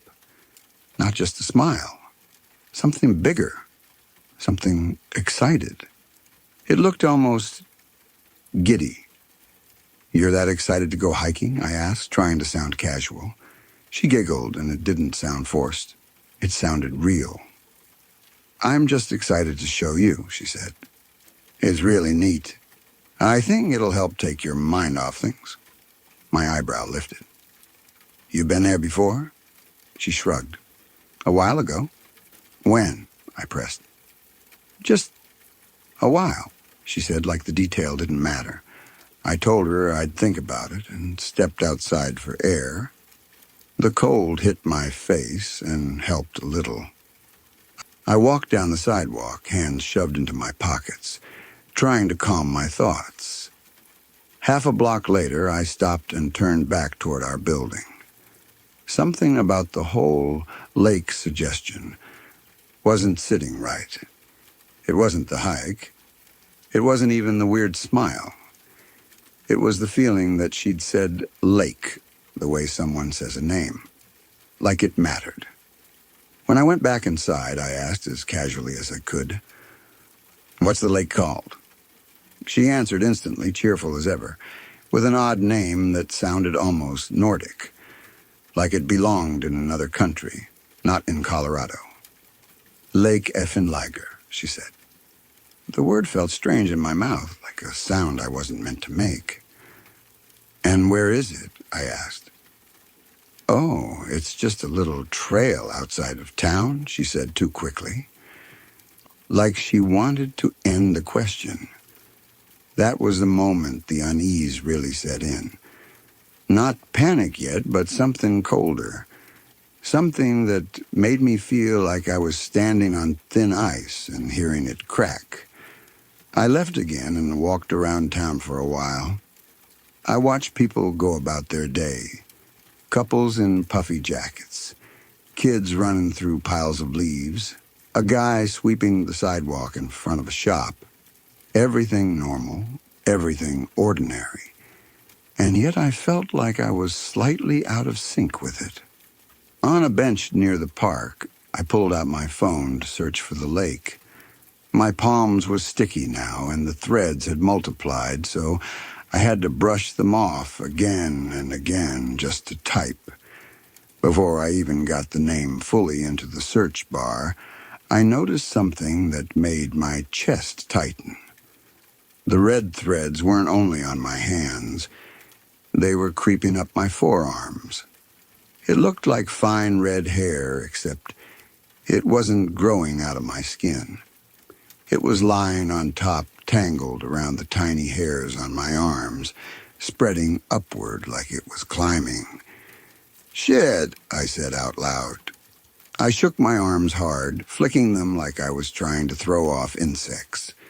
The threads scattered, but not all of them. And the moment I stopped moving, more seemed to appear, clinging to me. My heart started racing. I forced myself to focus on the phone and typed the name. Lake Effenliger. The top result was a lake in Norway. We live in Colorado. I scrolled. Different spelling attempts. Same thing. Norway, Norway, Norway. No record of any lake by that name anywhere near our state. I sat there staring at my screen until my eyes started to sting. Then I looked down at my hands again. The red fibers were back already, thick enough that it looked like I'd been handling thread all morning. By mid-afternoon, I went home. She was in the parking lot loading the car like she'd been preparing for this all day. Hiking poles, packs, water bottles, a compass, flashlights, everything laid out neat and ready, like a checklist had been completed. "Whoa," I said, forcing a laugh I didn't feel. "It's a little late to go hiking, don't you think?" She looked up at me with an expression I can only describe as starry-eyed, but not in a cute way. Her eyes looked dark and shiny, like an animal's eyes reflecting light in the woods. "No," she said softly. "I think it's the perfect time. Come on, I'll show you where the trail is." I stood there frozen and tried to find the moment where I could step back and say no. The moment where I could tell her she was acting weird and I didn't like it. The moment where I could go to a friend's house or a doctor's office or anywhere that wasn't here. But I could feel deep in my bones that no wasn't going to work. I don't know why. I can't explain it in a way that makes me sound sane. It was like the decision had already been made and my job was just to walk along beside it. I got into the passenger seat. She drove us out of town and I stared out the window like I wasn't inside my own life anymore. The fibers kept coming back. Within minutes of brushing them away, they were there again, thicker each time, and now they weren't just annoying, they were irritating. It felt like something crawling, like tiny legs on my skin, like I was covered in ants. I scratched at my forearm without thinking, and it burned. The more I scratched, the worse it got, like the irritation was feeding itself. "Don't do that," she said. Her voice was calm, almost amused. I looked at her. She gave me this slight head tilt, like an owl, like a predator studying movement, like she knew what was happening to me. I wanted to ask what she meant. I wanted to demand answers. But the fear in me had turned thick, like sludge. It made it hard to speak. When we passed the last houses at the edge of town, I had the sudden, clear feeling that we'd crossed the line, that even if I screamed now, it wouldn't matter. The trailhead was not far. A dirt back road off the highway, a small pullout with no sign, just a gap in the trees that looked like nothing. She parked and turned to look at me. The smile she gave me then was the biggest I'd ever seen on her face.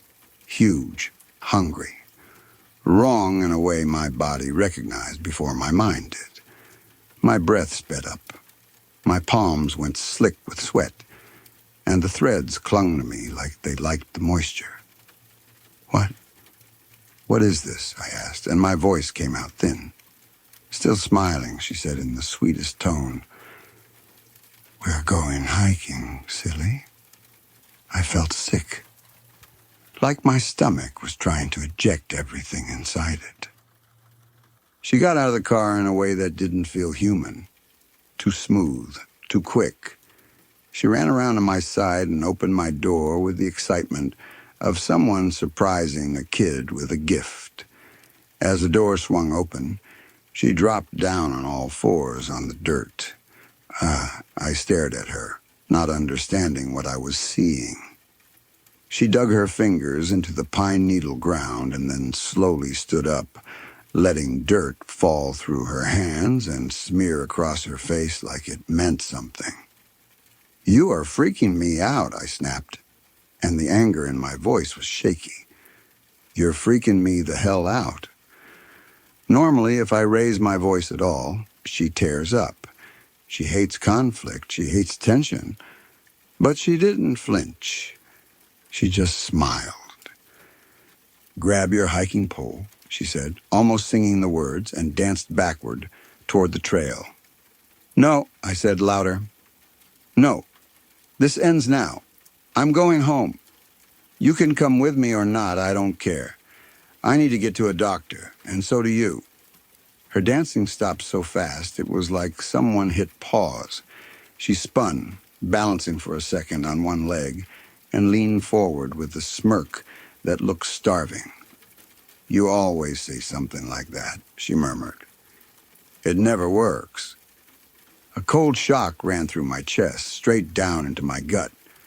I rushed around to the driver's side, shoved the key in, and cranked the ignition. Nothing. I tried again. Nothing. The car sat quietly, perfectly still, like it had decided it was done obeying me. I glanced toward her, and she leaned closer, her eyes shining. "See?" she said. I was sweating so hard it got into my eyes, and in the sweat, clinging to my eyebrows, were little red threads. I wiped my face, and all I did was smear more of the fibers from my palms across my skin. My breathing turned into ugly, shaky pulls. All I wanted was home. Normal, my bed, a locked door, anything. And the worst part was that she seemed to know exactly what I was thinking. Not like a girlfriend who knows you well. Like someone reading your mind because it's open in front of them. "We'll go home soon," she said, close enough that I could smell her sweet breath. "But first, we should go see the lake."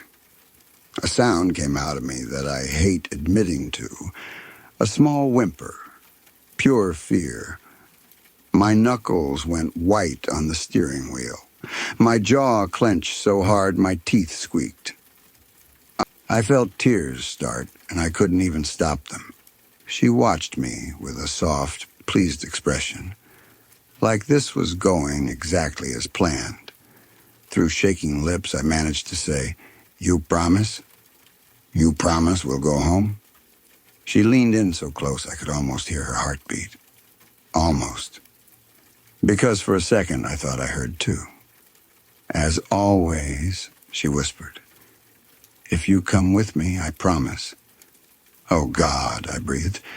Then she did something that made my skin crawl so badly, I felt like I needed to peel it off. She leaned to my cheek and licked a tear as it slid down. That was the moment I stopped thinking of her as my girlfriend. Or maybe she was. Maybe she still looked like her and sounded like her and wore her skin perfectly. But whatever she was in that moment, it was a predator, and I was prey. I nodded. Good, she said, like she'd just won something. She grabbed my hand and pulled me out of the car. We didn't take the packs. We didn't take the poles. We didn't take anything. She just pulled me into the trees as the light faded and night started to settle in. Her grip was iron. It wasn't painful exactly, but it was absolute. She wouldn't let go, and she wouldn't let me pull away. Some sick part of me felt safer because she was holding me. Like if she didn't let go, nothing else out there could get me. But I didn't need to worry about other predators. The one holding my hand was already inside my head. I could feel her attention moving through my fear like fingers through water. She hummed and sang under her breath, a strange little tune that sounded playful and wrong. The deeper we went, the quieter the forest became, until it felt like we'd walked into a place sound didn't belong. After about 15 minutes, the trees opened. The lake was small, tucked into the pines like a secret. Moonlight lay across it, pale and weak, but the water didn't reflect it the way water should. The surface looked black, still heavy. The second I saw it, a feeling hit me that I'd never felt before. Not just fear, something like unbelonging. Like I was standing in front of a place that recognized me even if I didn't recognize it. Like I was both terrified and strangely familiar with it at the same time. There were no insects, no birds, no wind, just me, her, and the red threads shedding from my body like snow. I looked around and noticed 2 stones at the edge of the lake, standing upright like grave markers. They were too prominent, too perfectly placed like they wanted attention. One looked ancient, worn down by weather. The other looked newer, though still old. My girlfriend skipped toward them, turning back to beckon me with elegant fingers. I followed because I didn't know how to stop. Up close, I could see writing carved into the stones. Old runes, sharp lines and angles. The kind of thing you see in photos of standing stones in far-off countries. What are these? I asked, my voice low, like speaking louder would wake something up. They're for you, she said. My stomach dropped. What are you talking about? She clicked her tongue like I was being difficult. It's part of the deal. I stared at her. What deal? She smiled again, slow and knowing. The one you made the day you died, she said, like it was a cute story. You wanted to live. Forever. Like me. Your thread is mine. It will always be mine. And so it goes. My heart felt like it stopped and restarted badly. Before I could speak, before I could even form a question that made sense, she grabbed my hand and held my palm out toward the moonlight. There, in the center of my palm, was a single red thread, not a lion on my skin like the others. This one came from inside me. It stood up like a hair waiting. She pinched it between her thumb and forefinger, and then she pulled. The thread slid out of my palm like wet sinew, hot and stringy. It didn't snap. It didn't break. It just kept coming, more and more unspooling out of me as if there was an endless coil inside my body. I tried to yank my hand away, but I couldn't move. Or maybe I could, and my brain just refused to send the signal. As she pulled, I felt myself getting lighter, not relieved, not calm, hollow, like something essential was leaving me. My breathing slowed, then stopped, but I didn't gasp. I didn't choke. It was as if my body no longer needed air. My heart slowed too. Then it stopped, and still I remained aware, floating in a terrible quiet. She began to dance as she pulled. She moved around the lake with wild joy, chanting under her breath. The red thread stretched between us and seemed to respond to her motion, waving like it was alive. The longer it grew, the weaker I felt. And then I noticed something else. Antlers were forming on her head, at first small, then longer, then branching. They grew as she pulled, massive and proud, rising up like a crown made of bone. Between the branches, the red thread wove itself like a spider web, thick and sinewy, layered and tight. She kept pulling. I fell to my knees. The lake's edge lapped against the shore with the soft sound, and the sound felt hungry. Like the water wanted me. Like it recognized what I was becoming. She pulled and pulled until my arms gave out and I collapsed onto the dirt, staring up at the moon through the black lines of tree branches. My vision dimmed at the edges. My emotions faded, like someone turning down a dial. My senses dulled. The forest, the cold, the moonlight, her chanting, it all began to evaporate, like the world was losing interest in holding its shape. The last thing I saw was her standing over me. That wide, otherworldly smile. Those enormous antlers framing the moon perfectly, like a symbol. And the thought came to me, faint and exhausted, that I might have seen this before. Once, twice, maybe more. I couldn't remember how I'd gotten here or when. But I understood why I was here. With whatever strength I had left, I tried to make one last request of myself. Remember. Then everything dropped away. I fell into a void. I know how insane this sounds. If someone told me the story last week, I would have made a joke and changed the subject. But I did wake up in my own bed the next morning. My girlfriend slept beside me, peaceful, warm, normal, no antlers, no wild grin. Just her face in the early light, relaxed in sleep. It took me a few seconds to register where I was. When it finally clicked, I shot upright, breathing hard, scanning the room like I'd never seen it before. She stirred and blinked up at me, then smiled a small, sleepy smile. "Babe," she asked, "you okay?" I stared at her for a long time without answering. I couldn't help it. I was searching her face for cracks, for hints, for anything that would tell me what she really was. Her smile faltered. She shifted, uncomfortable under my gaze. "Babe," she said again. "Yeah," I said finally, forcing the words out. "I'm fine." Weird dreams. It was a lie I hadn't dreamed that night, and I knew with a certainty that sat heavy in my body that what happened at the lake wasn't a dream either. It wasn't my brain making symbols. It wasn't anxiety. It was something that had happened to me.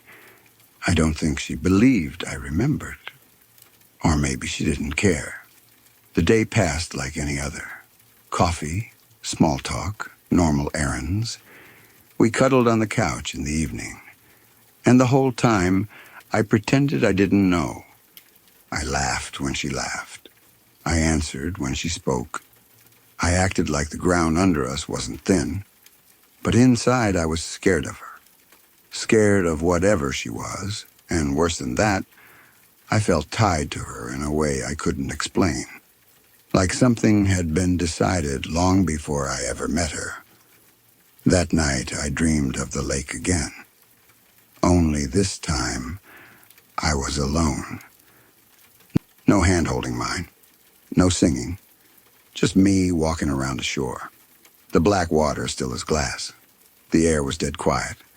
And now there were 3 stones. The oldest one, the second one, and a third one that looked new. In the dream, I stood in front of it and felt something settle into place, like a final piece clicking into a puzzle. When I woke up, my palms were sticky. The red threads were there again. After breakfast, I slipped into the bathroom and shut the door. My hands were shaking as I pulled out my phone. I typed one word into the search bar, Afinliger. The result came up immediately, everlasting, eternal. And I stood there staring at my reflection, at the red fibers clinging to my skin, realizing the lake didn't just have a name, it had a purpose. And so did I. Story 5. I want to start with this so you understand why it got under my skin the way it did. I've changed a tire in a ditch in January. I've pushed my own car out of a snowbank at 2 in the morning. I've sat broken down on the highway in freezing sleet for 3 hours waiting for a tow truck. None of that scares me. Bad weather is miserable, but it's a problem I know how to solve. You stay calm, you think it through, you keep moving. What I'm not built for, what nobody is really built for, is realizing while you're stuck alone in the dark and the temperature is dropping fast, that you are not alone out there. This happened the night of December 14th, 2025. Northern Wisconsin. Rural state highway. The kind with long stretches where you can drive 10 minutes and not pass a single house. I was about 50 miles from the nearest city, driving back from a hunting trip by myself. It was going to be about a 4-hour drive home. The forecast said the storm would hold off until midnight. It rolled in around 9. I remember noticing the first real change in the air. The snow didn't start heavy right away. It started as this fine, dry stuff that looked harmless in the headlights. The wind picked up and the flakes started moving sideways. The road lost definition. The shoulder blended into the ditch. Everything became the same color. I'd driven in worse. That was my mistake.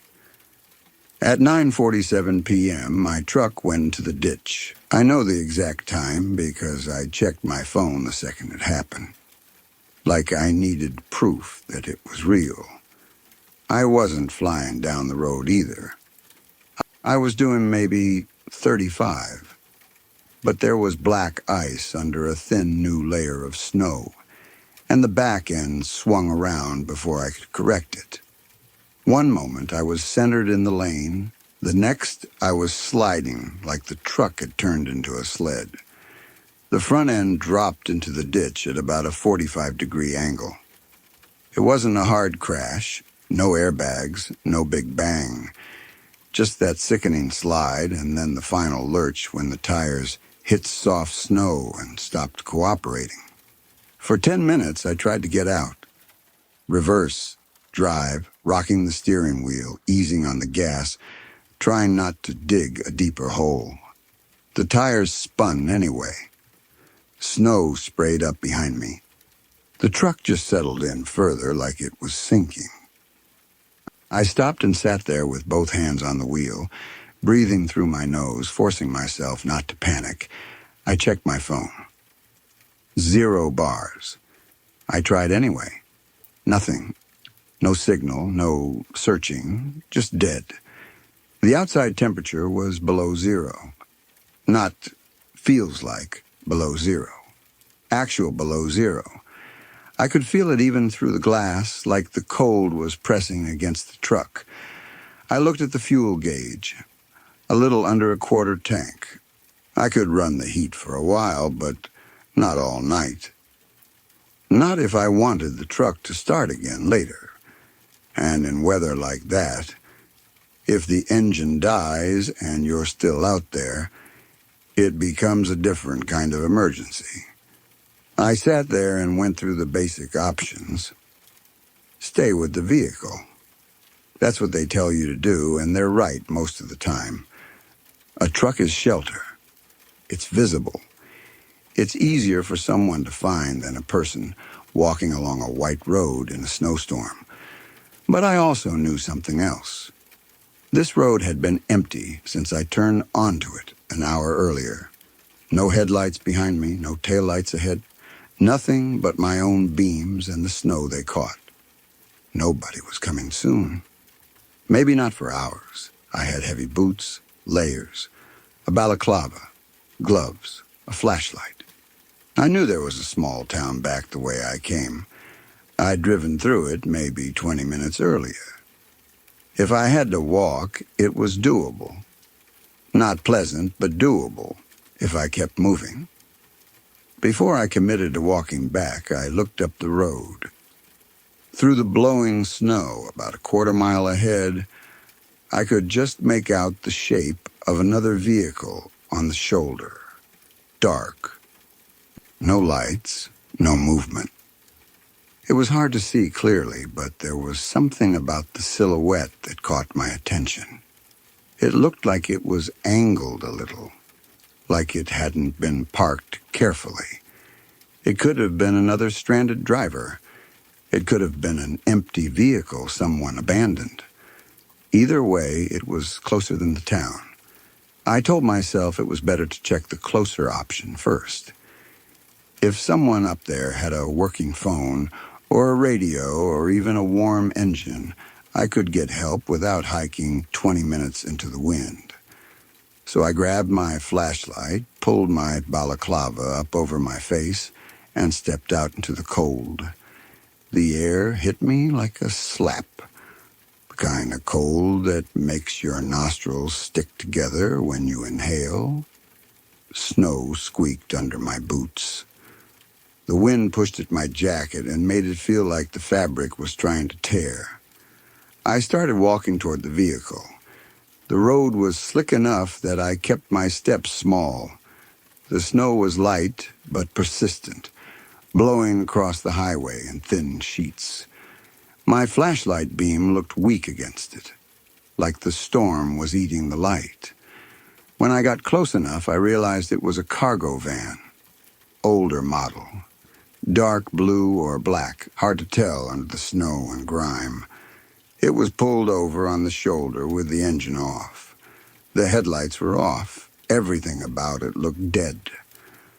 But the rear doors were open, both of them, hanging wide and swinging slightly in the wind. That small movement was what I'd noticed from a distance. A little flicker of shape that didn't match the stillness around it. I stopped a few feet behind the van and called out, "Hey, you okay?" No answer. I called again, louder. The wind carried my voice away. I raised my flashlight and pointed it into the back. I'm going to tell you exactly what I saw because I've replayed it so many times that it feels burned into my eyes, and because the details matter. The van wasn't empty. It was set up. Not like someone tossed camping gear back there, deliberately set up. There was a sleeping bag laid out, a plastic storage bin with a latch, and along the inside wall, a metal bar had been bolted in place. From that bar hung zip ties, thick ones, the kind you'd use as handcuffs if you wanted someone restrained and helpless. There were a bunch of them, maybe 8. Most of them were cut. The cut ends dangled like loose teeth. On the floor were clothes, not packed, not folded, not organized, scattered, different sizes. A woman's shoe, a man's jacket, a child winter hat. I stood there with a flashlight held out in front of me, and I couldn't make my brain move at first. The cold was suddenly less important than the picture forming in my head. I've hunted before. I've seen blood. I'm not a stranger to ugly things. But this wasn't ugly. This was a story. That was evidence. And whatever happened here wasn't a car trouble story. It was a people story. The kind you hear about later on the news when they say authorities are asking anyone with information. I didn't see blood. I didn't see a body. That almost made it worse because it meant the story wasn't over. I should have walked away right then. I should have turned around and gone straight back to my truck without touching a thing. But I was alone. My truck was stuck, and the cold was real. My brain was trying to solve two problems at once: survival tonight, and what the hell I'd just found. And sitting right on top of the sleeping bag was a folded wool blanket. Thick, practical. The kind of thing that could keep you warmer than your own coat if you wrapped it tight. I reached in and grabbed it. Even as I did it, I told myself I'd explain it later. I told myself it was borrowing, not stealing. I told myself the owner of the van wouldn't be needing it right now because the owner was probably not the kind of person you wanted to meet on a rural road. I stepped back from the open doors, blanket in my arms, and forced myself to look at the van again, not just the inside. The driver's door was closed. The windows were frosted. But the driver's side window had that specific look you get when glass has been fogged from the inside and then frozen over. A cloudy smear beneath the frost, like someone had been breathing in there recently, like body heat had warmed the glass, and then the cold had locked it in place. This hadn't been sitting abandoned for days. This had been occupied, and not long ago. I swept my flashlight around the ground near the driver's side. Footprints, one set, leading away from the van and off the shoulder into the open field to the east. One set heading out, none coming back. I stood there with my flashlight shaking slightly in my hand. The wind cut through my scarf. Snow collected on my eyelashes. My phone in my pocket was useless. No signal, no help. Just me, a ditch, and a van that looked like it belonged in a nightmare. And somewhere out in that field, the person who made that setup was walking around in the dark. My brain finally caught up with the simplest truth. I needed to get back to my truck. I started walking fast, almost a jog, boots slipping a little on the ice. My breath came out loud inside the balaclava. The blanket was tucked under my arm like a stolen prize. I was about halfway back when I stopped so suddenly I almost fell. There was a light in the field. Not a street light, not a distant house, a moving beam, a flashlight. It was far out at first, but it was pointed toward the road, bobbing slightly with each step. And it was moving in my general direction, slow and steady, not wandering, coming back, toward the shoulder, toward my stuck truck, toward me. I ran. I didn't try to be quiet. I didn't care about stealth. I cared about getting inside metal and glass and locking the doors. I reached my truck, yanked the door open, climbed in, and locked it immediately. I turned off the interior lights so the cab went dark. Then I slid down in the seat, lower than normal, and watched through the windshield. The field light kept moving, unhurried, like whoever held it had all the time in the world. Like they weren't worried about weather or cold or anything. Like they already knew what they were coming back to. I tried my phone again. Still 0 bars. My heart beat so hard I could feel it in my throat. I told myself I was overreacting, that it could be a farmer, a stranded driver, someone looking for their dog, anything. But my mind kept throwing up the image of the zip ties, cut and dangling, the child's hat, the fog on the driver's window. I remembered the footprints, only one set. The light reached the edge of the field and came up toward the road. Now I could see a shape behind it. A man. Heavy coat, hood or hat, hard to tell.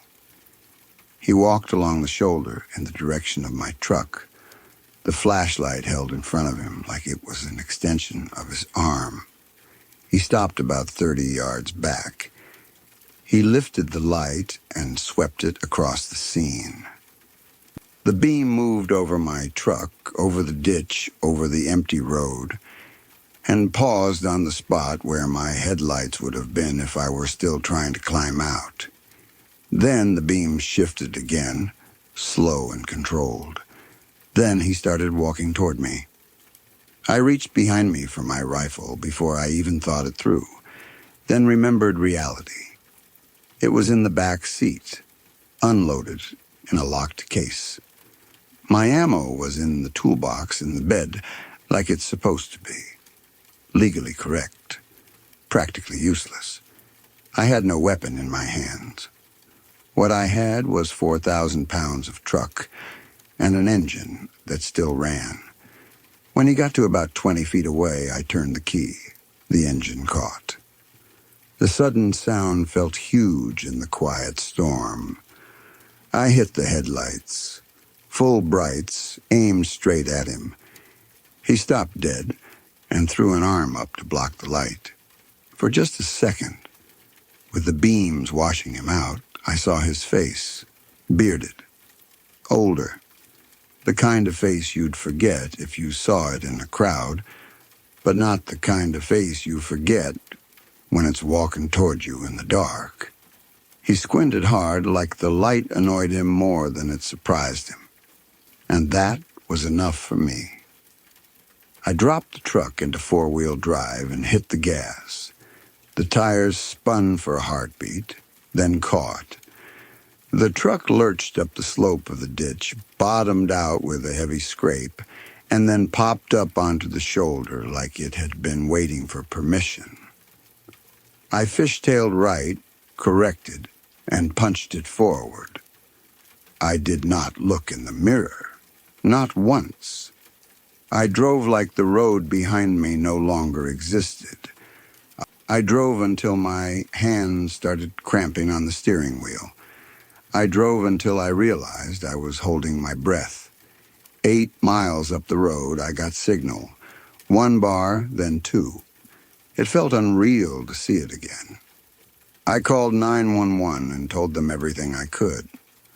The location of the van, the open doors, the setup inside, the footprints, the man with the flashlight. I gave them my best description and my approximate mile marker. They told me to keep driving and stay on the line until I was somewhere safe. I did. I didn't stop until I reached a gas station, with lights and other cars and people moving around. I stayed on the phone until 2 county sheriff units confirmed they'd located the van. The next afternoon, a detective called me. His voice was calm, professional, tired in a way that told me he'd seen too much of this kind of thing. He confirmed the van had been on their radar. He said it was connected to a missing person case, but he didn't tell me which one. I didn't push. I didn't want the details. Not really. He told me I'd done the right thing leaving. Then he asked me a question that felt strange at the time. Did the man you saw come any closer than 20 feet? I swallowed and pictured the moment again. The brights, the raised arm, the bearded face caught in white light, the steady way he'd been walking. No, I said. About 20? Maybe a little more. There was a pause. Not long, but long enough that I could feel my stomach tighten. Then the detective said one word. Good. Just that. Good. He didn't explain why. He didn't add anything. He just let it hang there like a fact. We ended the call after that, but that word stayed with me. Because I keep thinking about the way the man walked. Unhurried, certain. Like he knew the road, and the dark, and the cold better than I did. Like he'd done that approach before. And I keep thinking about that 20-foot line. Like it mattered more than anything else I told the police. Like if he'd gotten closer, I wouldn't have made it out.